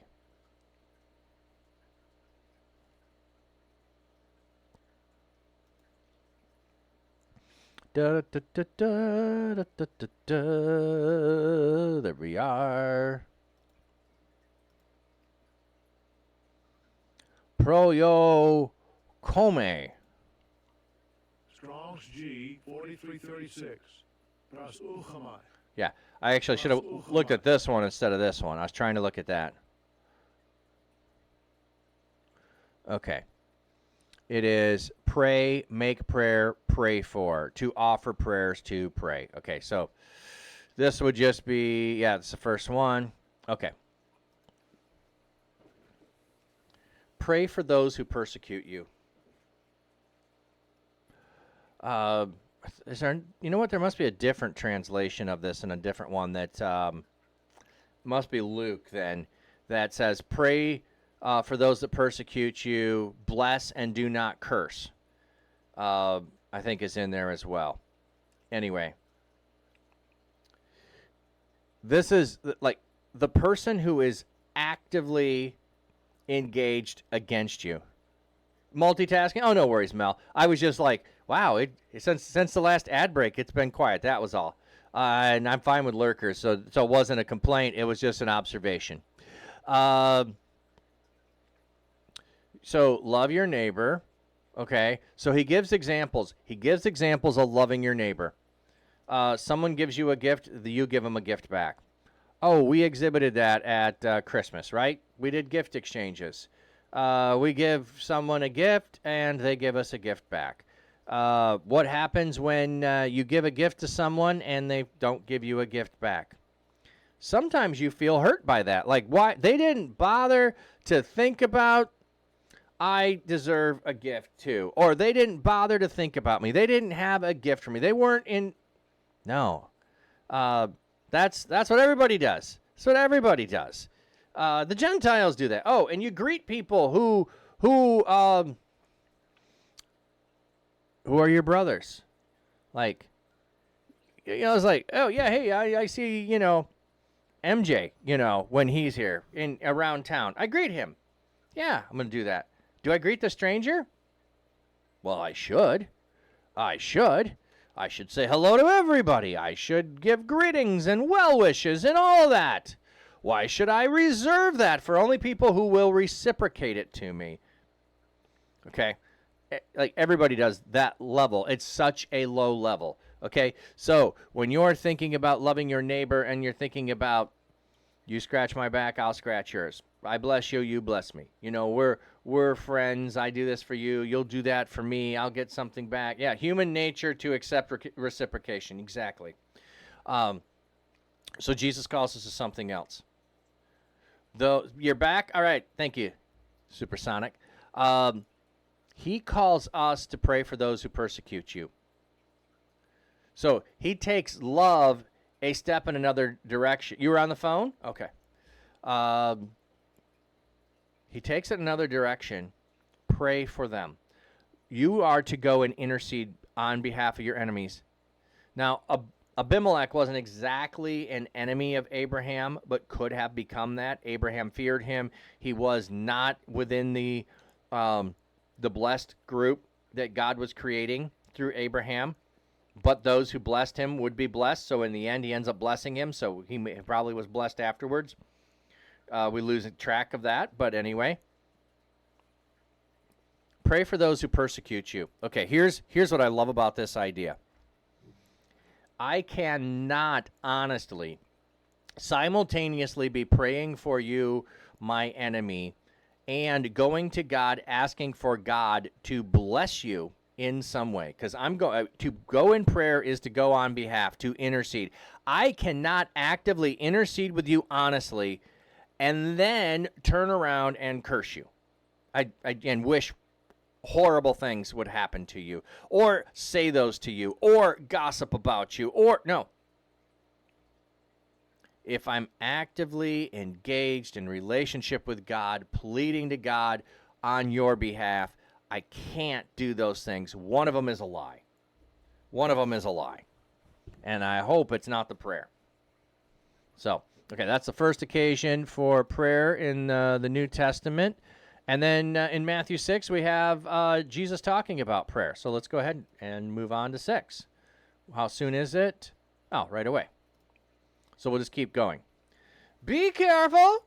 Do not display your righteousness merely to be seen by people. Otherwise, you will have no reward with your Father in heaven. Thus, whenever you do charitable giving, do not blow the trumpets before you as the hypocrites do in the synagogue and on the streets, so that people will praise them. I tell you the truth. They have their reward. And when you do bring your giving, do not let your left hand know what the right hand is doing, so that your gift may be in secret, and your Father who sees in secret will reward you. Okay, so there's different levels of thinking about this. If we look at a modern one, do not give so that your name is on the building. That would be one that multimillionaires really, really love. I want my name on the building. Now, I'm not opposed to things being named in honor of someone, like O'Hare Airport is named in honor of someone who was a war hero. Okay, we're not talking about it. O'Hare didn't pay money to have his name on the building. Okay, but I know plenty of buildings who people pay money to get their name on the building.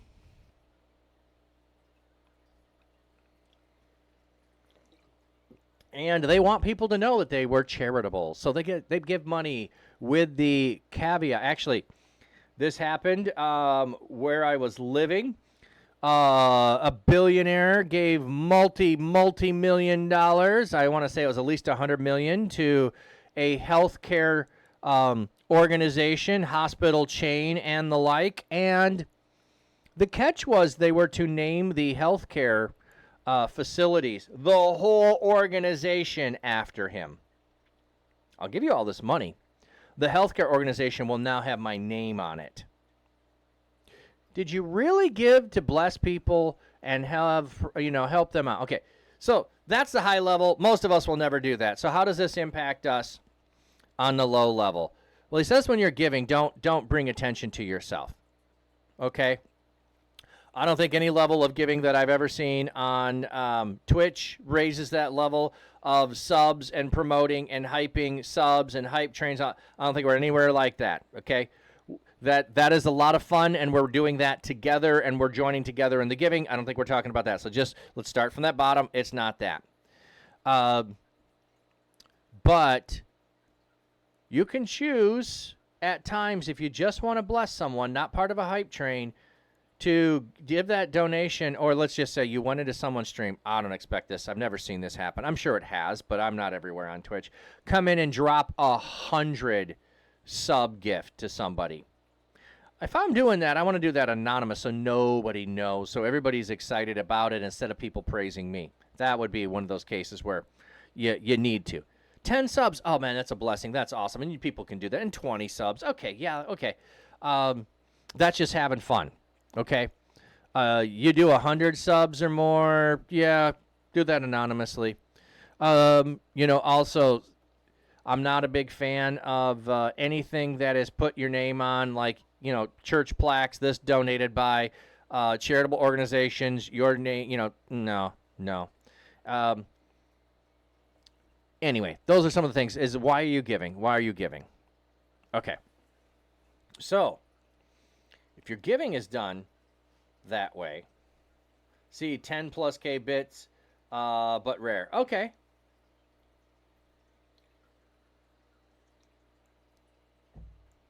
Oh, you can't cheer anonymously. It doesn't let you. That's an interesting thought. I don't know what the largest bit cheer I've ever seen is, come to think of it. I would lean on not naming things after people, and especially not companies. Well, I'm not as opposed to companies paying for it, because companies are paying for advertisement with their name on the building, and if they don't continue to pay, they don't continue to have their name on the building. So I'm not as opposed to, FedEx Stadium as I am opposed to a person's name on the building, because I see it as advertisement, not as praise. So anyway, just my distinction between that. You could still be opposed to, companies doing that. I'm not saying that, just saying. 1M is the max bit possible, but you can do multiple in a message, I think. Never seen past 25K, though. Wow, that's way larger than I've ever seen. I don't even know what that would be. I can't calculate. I know 100 is... So it's like $25. Would that be right? Am I right there? Or am I wrong? Is 25K $25? Yeah, changeability does help. Yeah.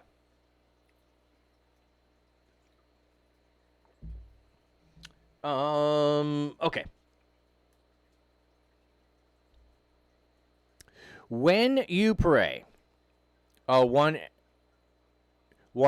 equals 10K. Woo! Wow. All right. Okay. When you pray. So here's one thing I always like to point out. Jesus assumes people will pray. Jesus assumes people will pray.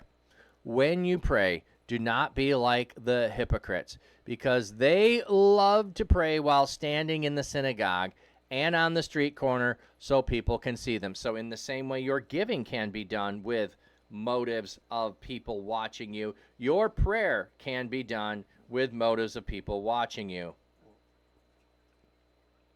There is an emote slot for 5M bits. Oh, cool. So there's a perk for it.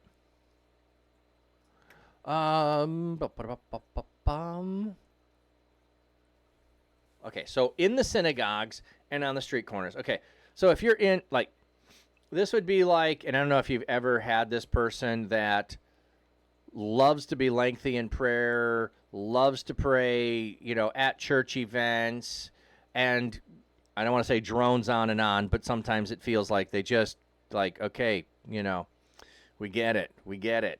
You know, finish the prayer, whatever they're doing. Sometimes I feel like people want to be heard and seen. So, also, this is a thing I like about digital giving. It's easy to keep myself and others from knowing what I gave. Oh, yes. True, Mel. Yeah, I don't know the last time I gave to a charity or a church with physical money or a check. I give electronically. And some of them I choose to pay the fees, and some I choose not to pay the fees. So,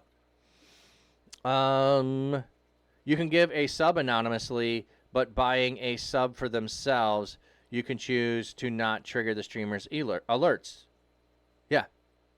Yeah, so we're thinking about, this is great. You guys are thinking about how do we give from the joyous place of giving. Now, I'm fine, like I said, with the whole celebration of the hype train and all that because you're participating in something.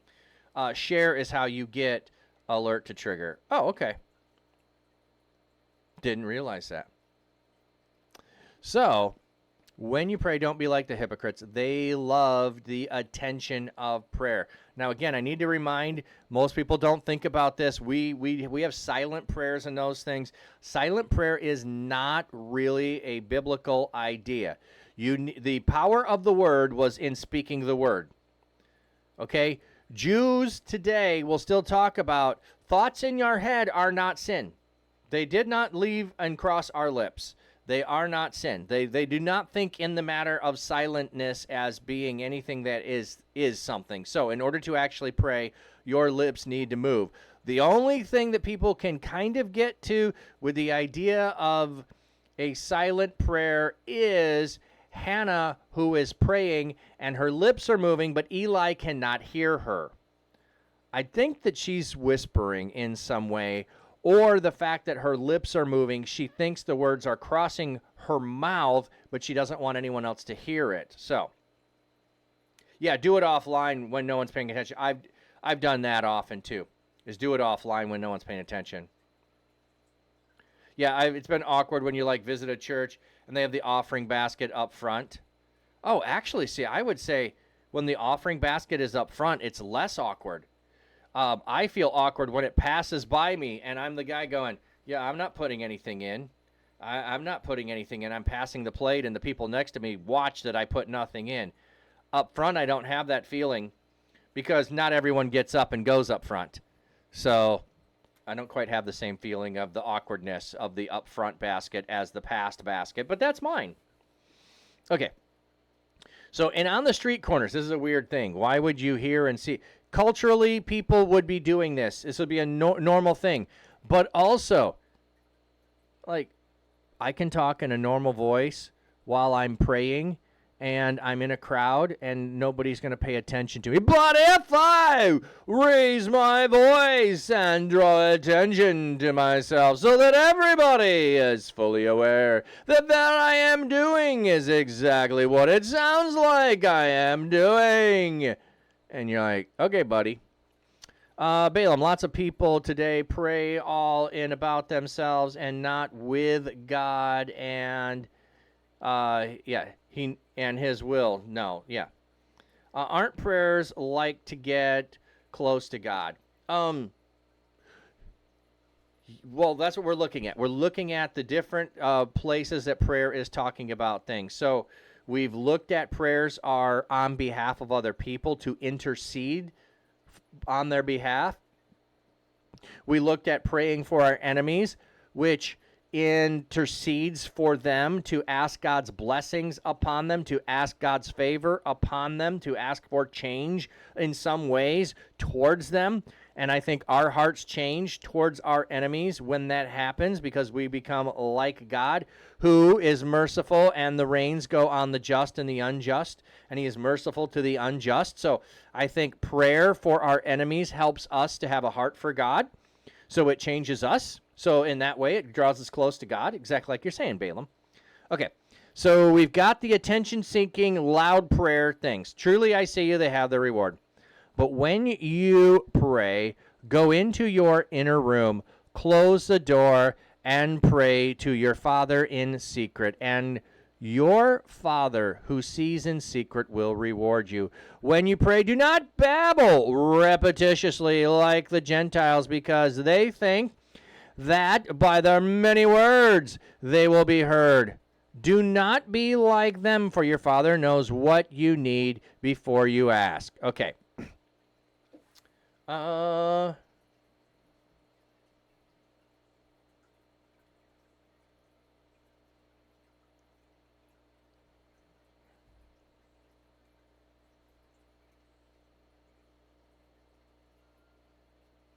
Currency? Did I say currency? What are we talking about? Supersonic. I'm missing something. Did I misspeak? Or you're pointing to something else?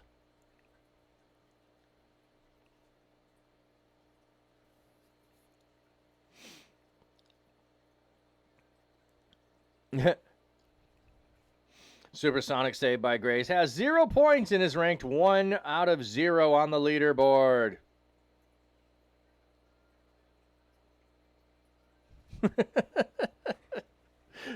I don't know what I have set up there, but that's funny. That's funny.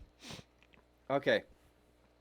2 aspects here. We'll tackle the second one first, of the Gentiles. So a common thing that was practiced. So this is an actual, look at what other people do. They have babbling. So they would pray incoherent things and babble on, thinking that in some way they would eventually end up saying the right magic word or something, or by constantly talking, then badgering, they would get stuff, So there's a way that they specifically did. Maybe somebody could explain that better than I can, as I've studied it. There's a whole practice, and he's like, the Gentile practice is wrong. Don't do the worldly practice of how they do it, okay? That's not it. The other thing is the way the hypocrites do for attention-seeking. In contrast to the attention-seeking, he says do something else. I'm going to be right back and show you something. I'm going to give you a quick BRB. It's not going to be a full screen, but I want to grab something so I can show you what the go to your inner room is like.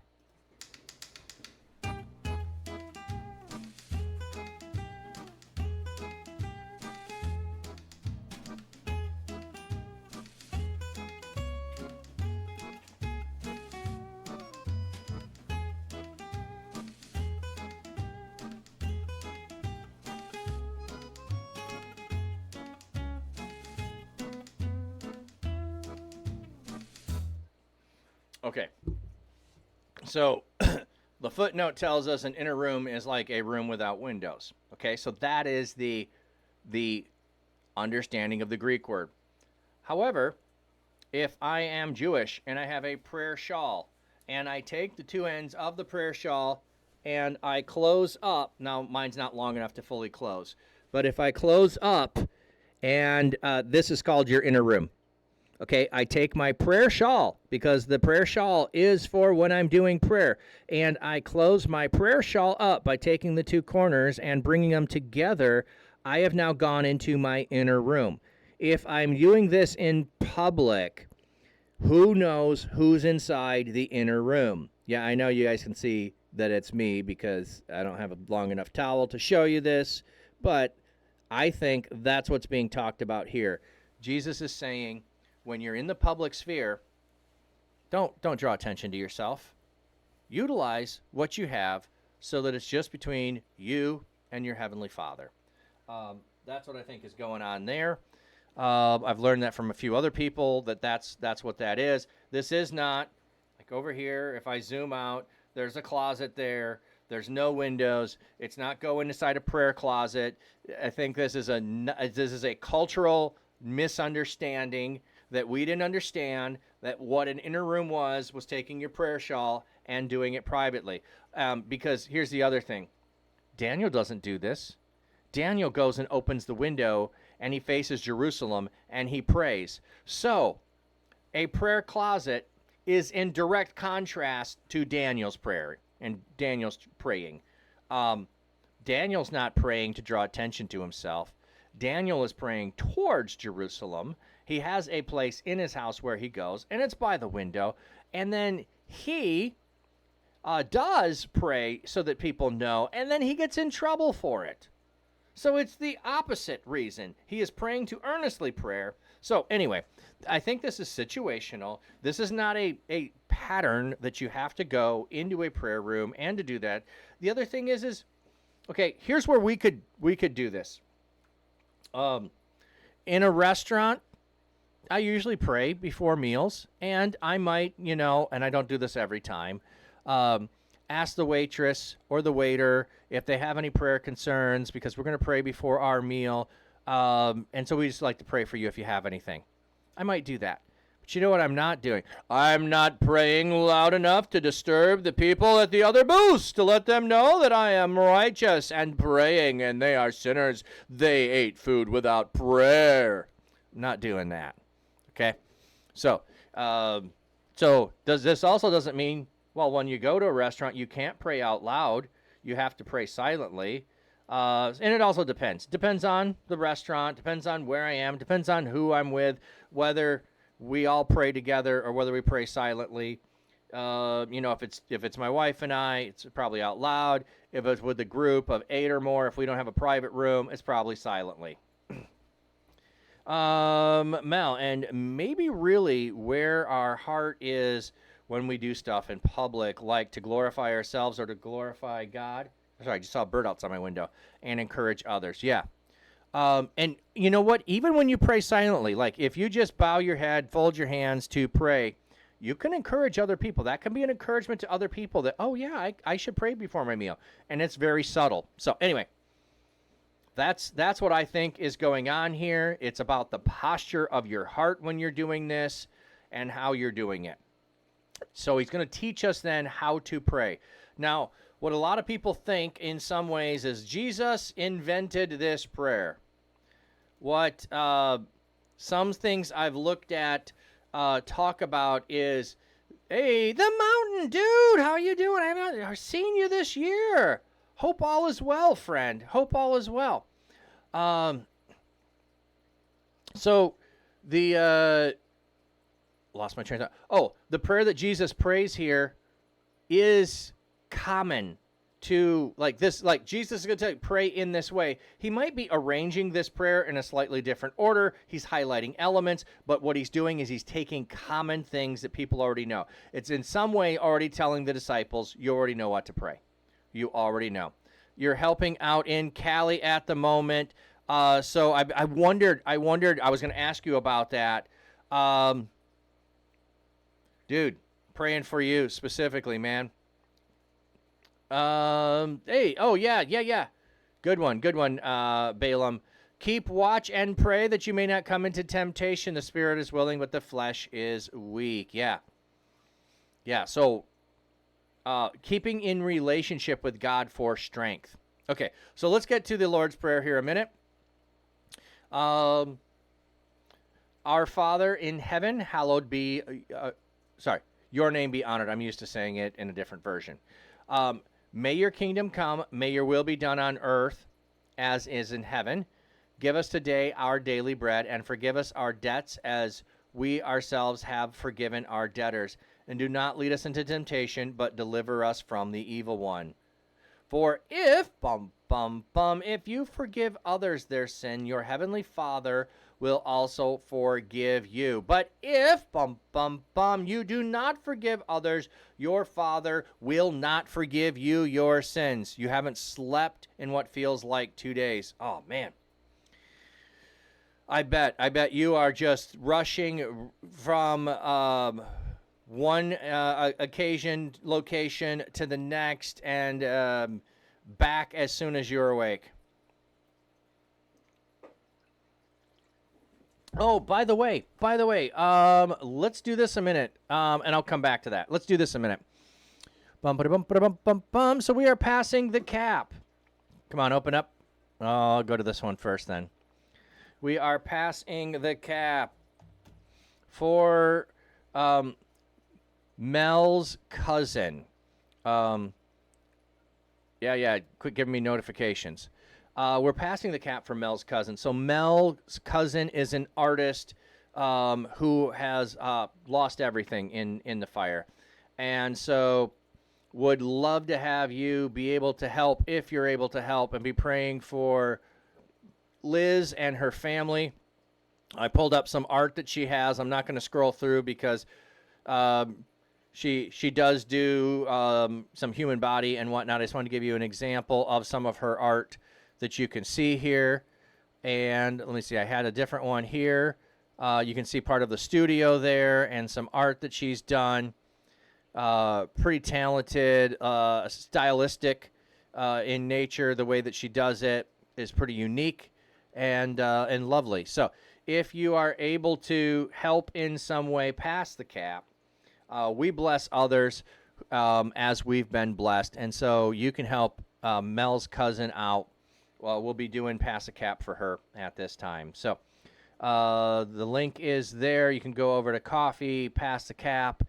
She doesn't have a GoFundMe. So whatever we collect, we'll go over there. I need to get a bar on the measuring that. I don't have it set up over here on OBS. I did have that when I was on Slobs, but I'll get it figured out. The mountain. Been digging line, which isn't something you've used to, but you're learning faster. Ooh. Okay. Balaam, has it been identified what caused the fire in California yet? Did someone start the fire that should be arrested or something? What caused the fire? Yeah, it depends on which fire. And I've heard, but I don't know. I don't have confirmation that after the initial fires, there have been fires that were started by people intentionally.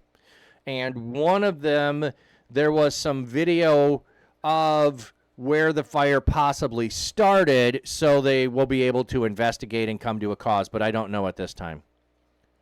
Mountain, we've caught a few arsonists, not sure if they are just taking advantage of the chaos or if they started it. Yeah, and some people, it seems, are trying to take advantage of the circumstance that I heard people were going in to loot after the evacuation orders were given for mandatory evacuation. Then they're going through trying to loot. So there's all kinds of things. So we got to pray for the whole situation. Balaam, the big fire. Oh, ad break ends in 12 seconds. I'm sorry, anybody who was on ad break. I missed that an ad break was coming. The big fire that has been happening in California, I think I have relatives there too, actually, that live there. Yeah, Eaton was power lines. I think Eaton is the one that the fire started at the base of the power lines. So it was the base of a tower. I'm not sure how that would have started at the base of a tower by the power lines, Mel. So I'm curious if that was arson made to look like it was the power company. And maybe it's a different one that I saw. But I don't have any answers. Donnie, we didn't start the fire. Okay, we're not going to quite go there. But yeah, we're trying to fight it, exactly. You found a few looters too? Yeah, I'm sure you have. Yeah, there definitely are some arsonists. I'm just saying, the way that I saw on that one video was like a really large tower and the fire was at the base. So unless something happened on the wires or a transformer and dropped to the ground to start the fire, I don't know how that tower would have started fires, you know. Oh, yeah. Yeah, there are people taking advantage. I mean, there's plenty of other ways in which I think people could be taking advantage of the circumstance. So, oh, it'll definitely take a while to figure it all out, and we may never fully hear the answers to everything of what happened and what's going on. Okay. So there we go. There is our Past the Cap. I'll post that one more time if you are so inclined. And as you're thinking about the fires, here's one person in particular that we're going to hope to help. So we'll do this all. We got tomorrow and next week, Saturday as well. If you were not here earlier, I might as well go show you that as I'll show it before I leave. Wrong one. I will be streaming on Saturday. So tomorrow, Saturday, next week, and then I'll be gone on vacation the next week. So depending on where we're at, we might do it for another week when I get back from vacation because I'll usually like to do it for 2 weeks. So, Mountain, I can guarantee there will be some form of gag order. Oh, I'm sure there will. Okay, so one of the things that we have here in this prayer, and there's different layers of it. So how do we pray? An acknowledgement of who God is. An acknowledgement of his power, his attributes, could be all those things. And then our desire, like what you have control of in heaven, we would love to see on earth. Okay? Then we can pray for our needs. And then we ask for forgiveness in the same way we forgive others. And then we ask for the ability to endure that lies before us. So we got all those different elements here. But here's the part. Hey, Artsy Bible Nerd, welcome in. Vacation. Chat didn't give you permission to go on vacation. Well, chat can be here while I'm gone. Oh, I will tell you this. And I hope it works the whole time, because if it doesn't, I won't be able to do anything about it.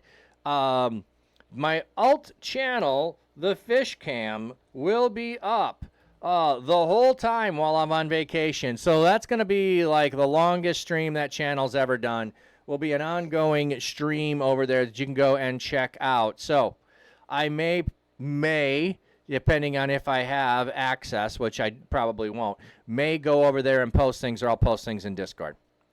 You have so much soot, dirt, and grime on your face, you look like a bad mechanic. You know, I've dealt with soot and grease and things like that, and you get it so deep into your pores that you cannot wash it out, and then you are repeated exposure to it. Your skin is going to, well, wherever you get exposed to it, hands, face, whatever, going to have a darkness layer to it that looks dingy, and will not be as easily to clean for quite some time, I imagine, afterwards, let alone daily cleaning. Okay. Notice there's a conditional clause on our prayer here. We often overlook this prayer. So, for if we forgive others their sins, your heavenly Father will forgive you. But if you do not forgive others, your heavenly Father will not forgive your sins.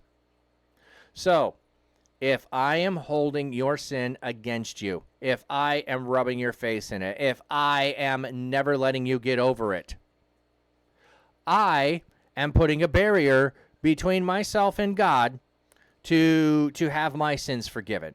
This is not about whether or not God does or doesn't, or whether all of it was covered on the cross. It's not. It's about the application of the forgiveness.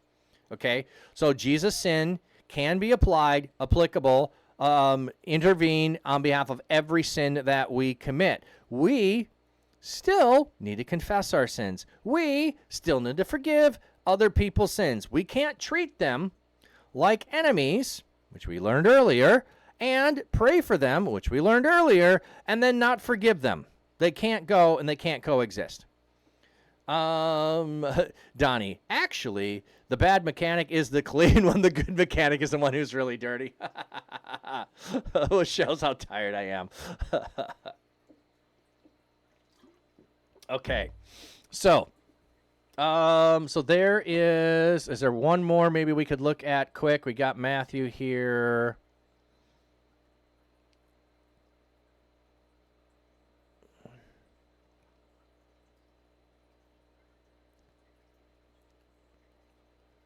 Okay, Matthew, he goes, this Jesus going alone to pray. Later that night, he was there alone. Okay, that's not what I want.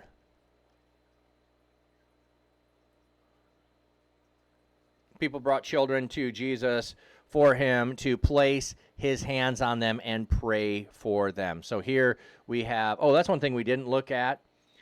We didn't look at postures for prayer. We could do that some other time. Here we're looking at the things about prayer. So here you are praying for the children. My house will be called a house of prayer. So there's a location of prayer. If you believe, you will receive whatever you ask in prayer. Okay, let's go to that one. Let's go to that one in context. Yeah, hope you get some rest. Absolutely, Mountain. You've been drowning so much. You're downing so many energy drinks. Yes, many. Cat Jam. Okay. Oh, I gotta look. We'll just keep here. Jesus replied, "Truly I tell you, if you have faith and do not doubt, not only can you do what was done to the fig tree, but also you can say to the mountain, go throw yourselves into the sea, and it will be done. If you believe, you will receive whatever you ask for in prayer." Okay. So this is, you want at least 40 winks? Oh, yes, definitely. Yes. I'd say take it easy. Too much. Oh, yeah. Cause heart palpitations. Yes.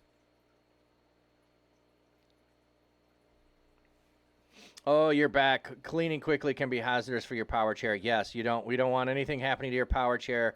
We're still praying for some kind of resolution to a comfortable new one that functions. So, here is about the power of prayer and about our belief and faith in what we're praying. If you believe and do not doubt. Okay, sometimes I wonder about the whole praying with doubt and those things, because we just looked at Jacob praying for the encounter with Esau, and he seems to have fear and doubts when he prays. Okay, but his fear and doubt is not in God's power. Okay, that's the thing, I think. Not doubting if God will do it. We have, and we didn't look at this. You know what? We probably will hit prayer a couple of times this year. We could go look at Shadrach, Meshach, and Abednego with their confidence in things of saying, we know our God can, but even if he does not, we will not worship you. Maybe that's more of a faith thing that we could look at and touch on them on some Thursday. But I don't believe the doubt here is doubting that the capacity for it to happen is there. It may be not having certainty about it being God's will. No, Cap, for 5 minutes. Maybe I won't be here for 5 minutes. Maybe it's time to go.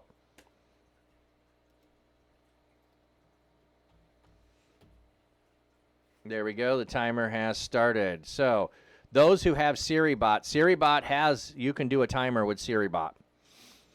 Okay, and I believe it goes up to 5 minutes if I remember right.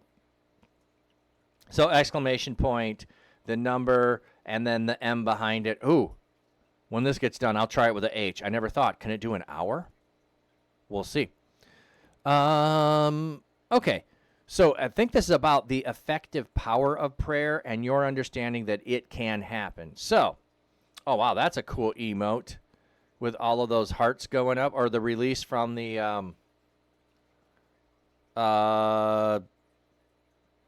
what are those? Avatars. I don't know how to do that. That was cool. It's the good hair. You're trying to keep me here longer. Yeah, you are. You are. Anyway. So I think this is about not saying, oh, I don't know if this will happen. That's not the doubt. Okay? It's the, I don't think God can. That's the doubt. Okay? Knowing that God's capability is so good that we could tell a mountain to go throw itself into the sea and it could do it. We need to have that confidence of it, not the certainty that it will happen, not the I don't know, but we have the confidence to say, I know God can. Maybe he will. I'm praying for it. That's what I'm seeking. Okay.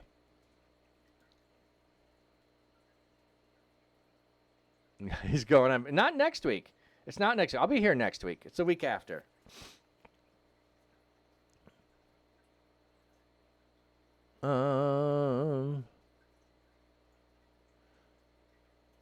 Going a little further, he prayed, my Father, if it's possible, take this cup from me. Not,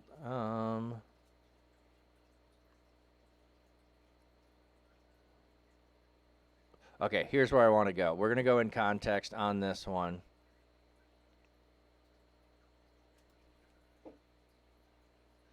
Because some people run into the repetition issue of prayer. They take from what we just read of don't be like the Gentiles in Babel. And that's not what it is. When he came back, he again found them sleeping. So this is in the garden. Because their eyes were heavy. So he left them and went away once more and prayed the third time, saying the same thing. Then he returned to the disciples and said to them, okay, Jesus prayed the same thing 3 times. So anyone who tells you that you can't pray the same thing over and over again, there's actually another example of this that Jesus teaches us about, and I want to jump over to that next if I can find it, which is the unjust judge.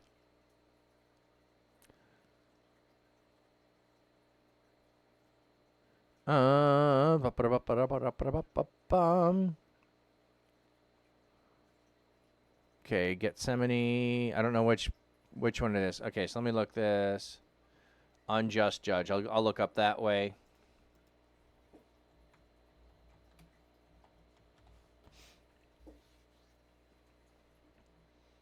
Okay, parable of persistent widow. It's in Luke. Okay.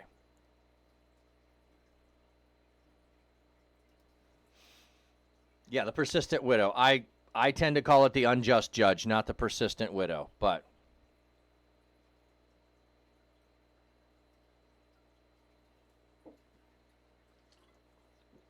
I think they're both told together. But let's see.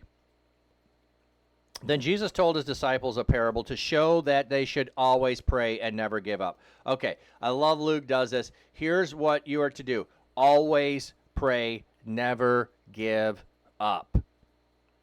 So, and I already showed you, Jesus prayed the same thing 3 times. Jesus repeats the same words 3 times. Like, if this is what I want, then I pray it again. And he's praying these back to back to back. Okay, he knows, if this cup can pass from me, let it pass from me. I'm feeling the anguish. The anguish didn't go away. If this cup can pass from me, let it pass from me. It didn't happen. Okay, praying it again. Okay. Donnie, if I may, I read something about Smith Wigglesworth, that he actually once ran a guy out of church because he came up and asked for prayer about a condition a second time. Oh, me. That seems like he was kind of insensitive, and to be honest, it doesn't seem like that was very, very Christian response. Can I ask your opinion on that? Yeah, absolutely. And the timer is up. So, what probably happened there, and I have run into that. In fact, I was taught this as a kid. Because of the if you pray without doubting. This is how they rationalize that praying for something a second time. If you pray once, you believe. If you prayed twice, you doubted. Because you already prayed for it. And if you pray for the same thing a second time, that means you didn't believe the first prayer. That means you doubted. And since you doubted, the answer will not come. And that's why he probably ran him out of the church. It was probably that same line of thinking. The problem is, that is not biblical. The doubting is not about your ability to trust in it. It is about your ability to trust in God. Okay? If you are doubting God's capacity for it, then it's not going to happen. Okay? The same way that we can look at the Jesus was unable to do miracles in his own town and perform works in his own town because the people didn't believe that Jesus was the Son of God and that God would use him and that he could do them. That was the part of it not being able to happen, was their lack, not that God, they didn't believe God could do it and would do it through Jesus, so it didn't happen. New donation! Awesome! Thank you, thank you, thank you. And that donation will be going to Mel's cousin. Those who weren't here, we are passing the cap for Mel's cousin who lost her house in the fire. She's an artist, and I want to help her get her art stuff back together so she can do that. And if she needs to use it for other stuff, that's fine. But I want to specifically help her get art supplies and what she needs to help get back to doing something that she loves and is good at. So thank you, thank you, thank you. So Donnie, does that make sense? Follow up with that if it doesn't make sense. It's about that, but that's why I specifically go to the Jesus passage where Jesus prays the same things 3 times. So you're telling me that Jesus doubted? I have a real problem if you think that Jesus doubted. Jesus knew the Father's capacity. He asked if it was his will, then to do it. And also, some people will take the, well, when you add the if it be your will, then you're not really believing it. Well, sometimes we might apply it that way. Like, I'm asking for this, but I don't know if it's your will. So, yeah, give me a caveat. Give me an out here. If it's not, don't answer it. So, yeah, I'll tell you what, Donnie, I still struggle because I was taught that as a kid to pray more than once about something. I still struggle with it because that was drilled in my head as a kid. You pray once, you believe. You pray a second time, it means you doubted. My mom also reinforced this in a different way, and this leads right into our parable here, so, by the way. So this is not a rabbit trail. My mom's rule when we were at the store, you can ask me about it once, it's a maybe. You ask me twice, automatic no. So as soon as I say, hey, Mom, can I, can I get a pack of gum? Maybe. If I ask a second time, it's an automatic no. How many times do you think I asked a second time? Once. I probably didn't. I probably watched my sister or brother do that, and then I didn't do it. But, you ask once, you don't ask a second time. So that was reinforced with my mom. It was what I was taught, and so I still struggle to pray again and again and again the same thing. Super hard for me. I know that I can, and let's get into our parable. This will be our last one we're going to look at for today. Then Jesus told his disciples a parable to show them they should always pray and not give up. So don't give up praying. Keep praying, keep praying, keep praying. I mean, think about someone who is praying to have a child and give up, or praying that someone in your family goes to seminary or is a missionary. I mean, when do you know God's going to answer? Maybe it's in 3 generations and you need to keep praying. Gonna make a PBJ. All right. What kind of jelly? What kind of bread? Don't care about the peanut butter. They're all about the same.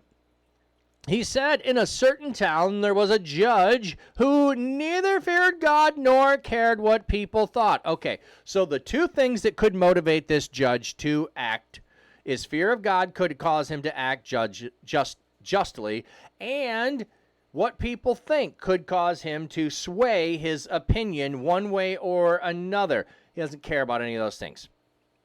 And there was a widow in the town who kept coming to him with a plea, grant me justice against my adversary.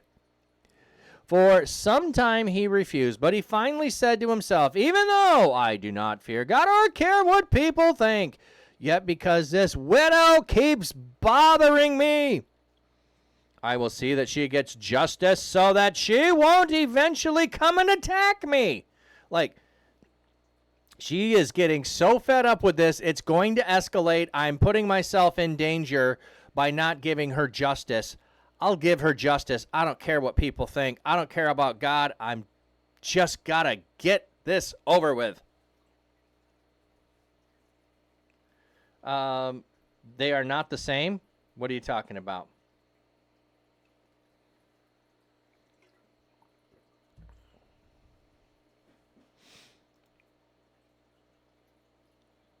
Oh, you think okay? Peanut butter's not the same. Okay, that's fine. You're open to your opinion. That's fine.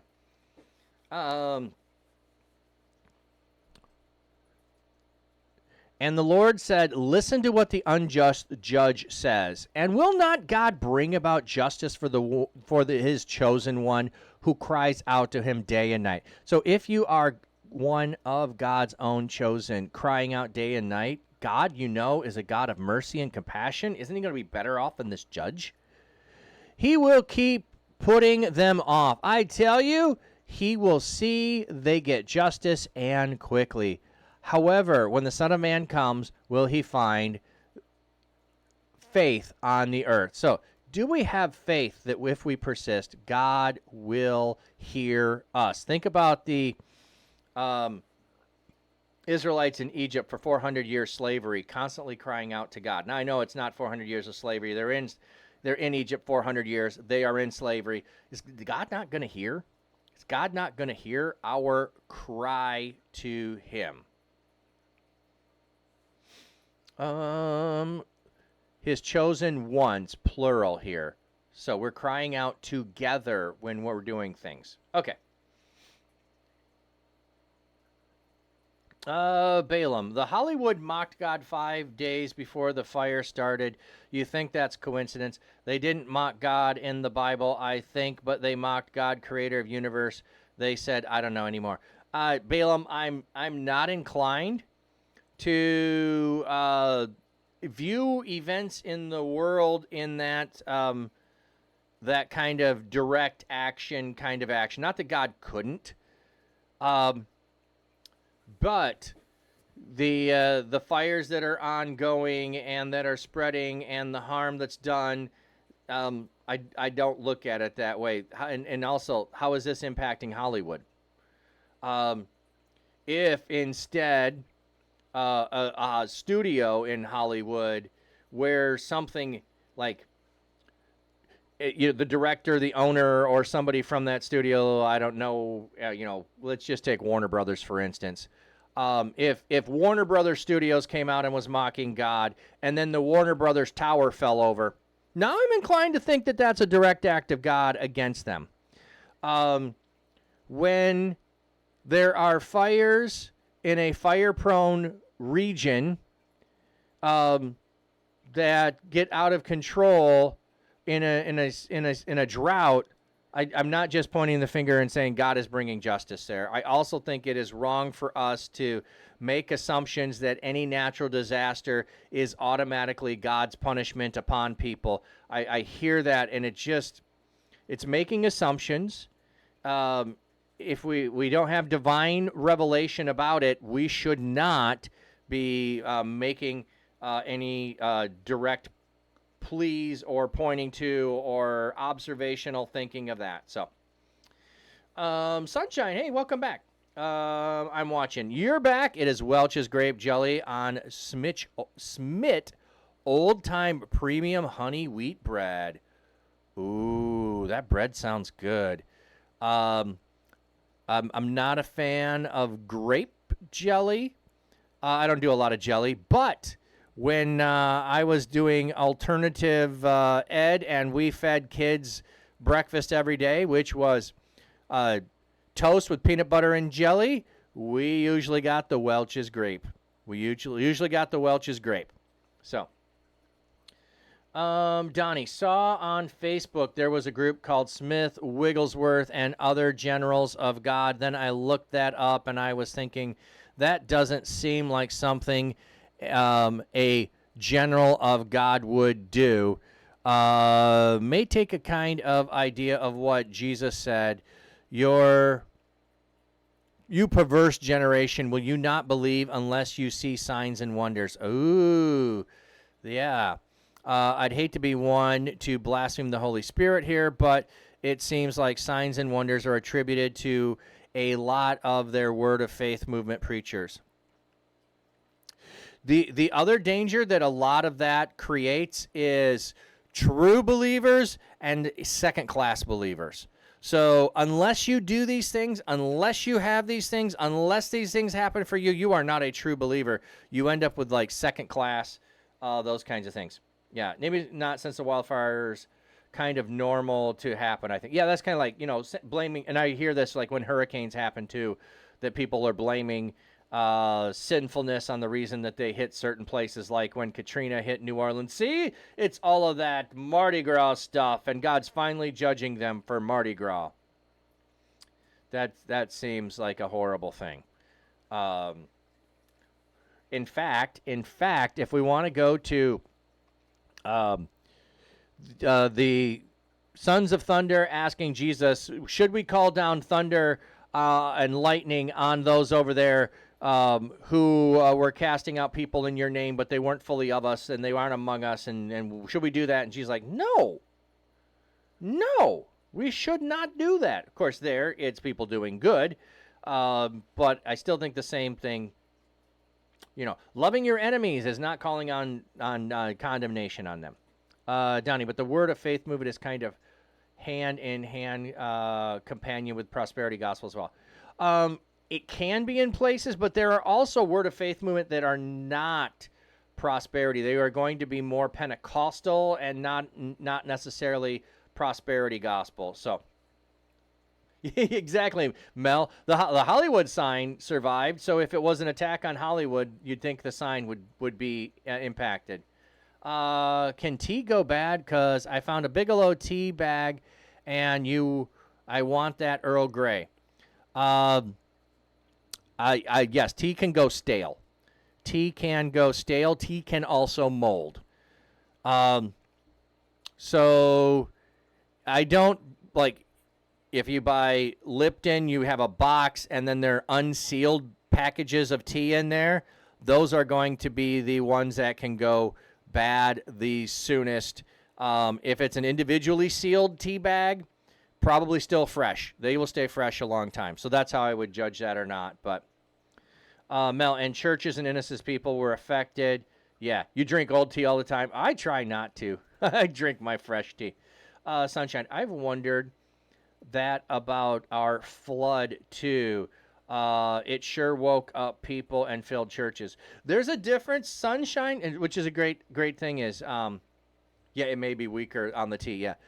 There is a difference between watching something happen, losing everything you have, or others around you losing everything you have, and having your own interaction with the Holy Spirit leading you to seek God. And some of that seeking God might be because you yourself survived. Some of that seeking God might be, I don't know how to make sense of the tragedy. Some of it might be, I need companionship. So there's a lot of different ways. But yes, the result of people going to God and filling churches doesn't say anything about the cause of those events.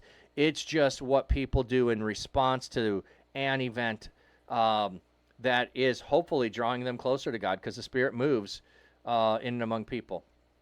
Balaam. I've seen this one house survive the fire and all around him burn, and the owner, if the house believed in God, he's a Christian, I think. I could be wrong. Just saw it on Facebook, but he believes in God. That might be true, but there's probably a whole bunch of his neighbors' houses who also believed in God. I've seen those. I didn't go look at the pictures or know this. I don't know the story. Anyway, there are also places to survive because people have money to build homes with resistance to fire and hire private firefighters. Yeah, or I heard one story that they were interviewing where they hooked up their pool to a water system to protect their house. And I don't know if that's the one that is in those pictures or not. It's a few years old. Yeah. If it's all you got, you can always make it and throw it away if it's bad afterwards. Donnie, but there are others who are Christians that were affected. I'm sure. Social media theology posts. Yeah. Okay. Yeah. Good point there, Donnie. if you're trying to prove something you believe by pointing something out doesn't make it true. So pointing to that one person, if they were a Christian, and saying, see, God saved them, and it was because of their faith, doesn't mean that's why. Doesn't mean that's true. It only supports what you believe. Therefore, you use it as an example, and you're not actually helping people to believe what you believe when you do that. So, oh, in a paper foil pack? Yeah. Oh, if it's in a paper a foil pack, oh, it's still gonna be pretty fresh. It's still gonna be fresh. But you know how like Lipton and some cheaper brands, they put 100 of them in there and they're all in one box. You open the box isn't sealed. Or even Bigelow will have in the sealable thing, but they're all inside, but you can seal that. Every time you open it, it's losing freshness. So, Mel, I was thinking I should clean out the old stuff. Yeah. Okay. So there we go. That's where we were for today. We were talking about prayer. And I'm going to just add intercession. I'm gonna use that one because we also could put petition in there, was part of it, but just to know where we kind of went on. So we didn't do prayer postures. So at some point we will go look at prayer postures when we're doing things. All right. So tomorrow will be Ruth. Tomorrow will be Ruth. Okay, you got to go. Well, I'm wrapping up here anyway, Mel. So thank you for being here. So I did the no cap. I still need to add the command. You're going to send that to me. I've got some stickers to send out. So I will get those hopefully out soon, and very soon. All right, so we need a raid.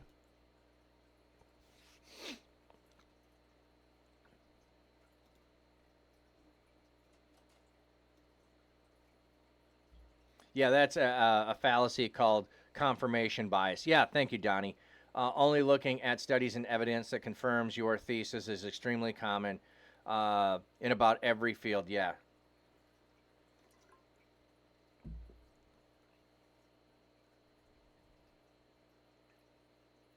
Altus Rabbi, hey, I've not seen you this year. Welcome in, friend. No. I'm just going to, I'm watching. I was just going to, when we go to postures, like there's the lifting up holy hands. There is prostrating yourself. I want to look at the different things that are mentioned, not about anything being sinful or not sinful, just what is mentioned as different ways that people pray.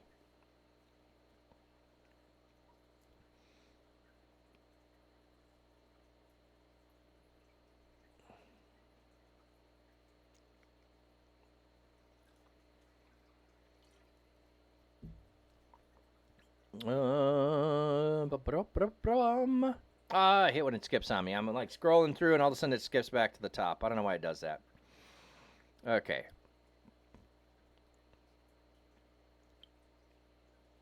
All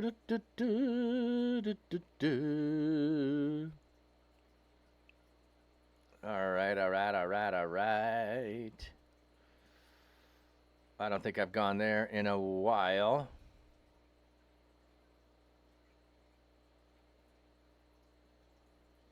Oh, co-working and studying. I'm not feeling that today. Let's go over here. Yeah, I don't think I've gone over there in a while. Oh, wait. No, we're going over here. We're going over here. I've got it. We're going.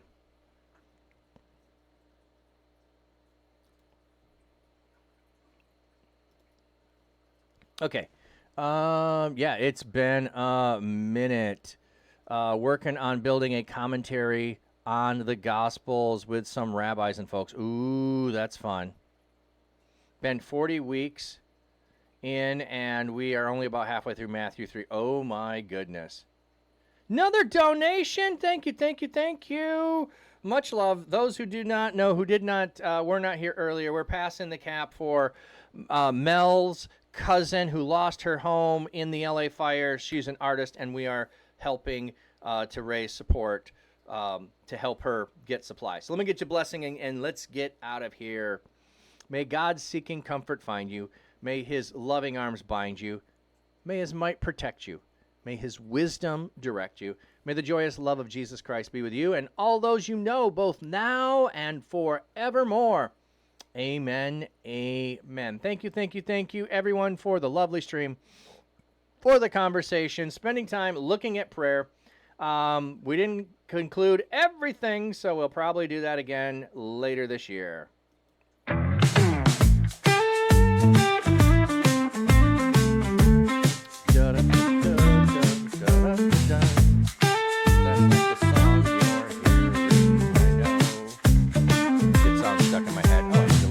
Flat cap on his head, he's streaming live. Why did it not work?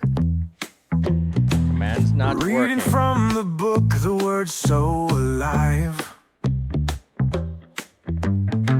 A prayer in his heart that lifts the soul. In the digital world where spirits roll. Hallelujah, from the screen we scream. Join the pastor in the holy dream, spreading love with every verse he reads, planting hope like precious seeds. He's a shepherd with a virtual flock, leading us to faith around the clock. Tapping amen as we raise our hands in this sacred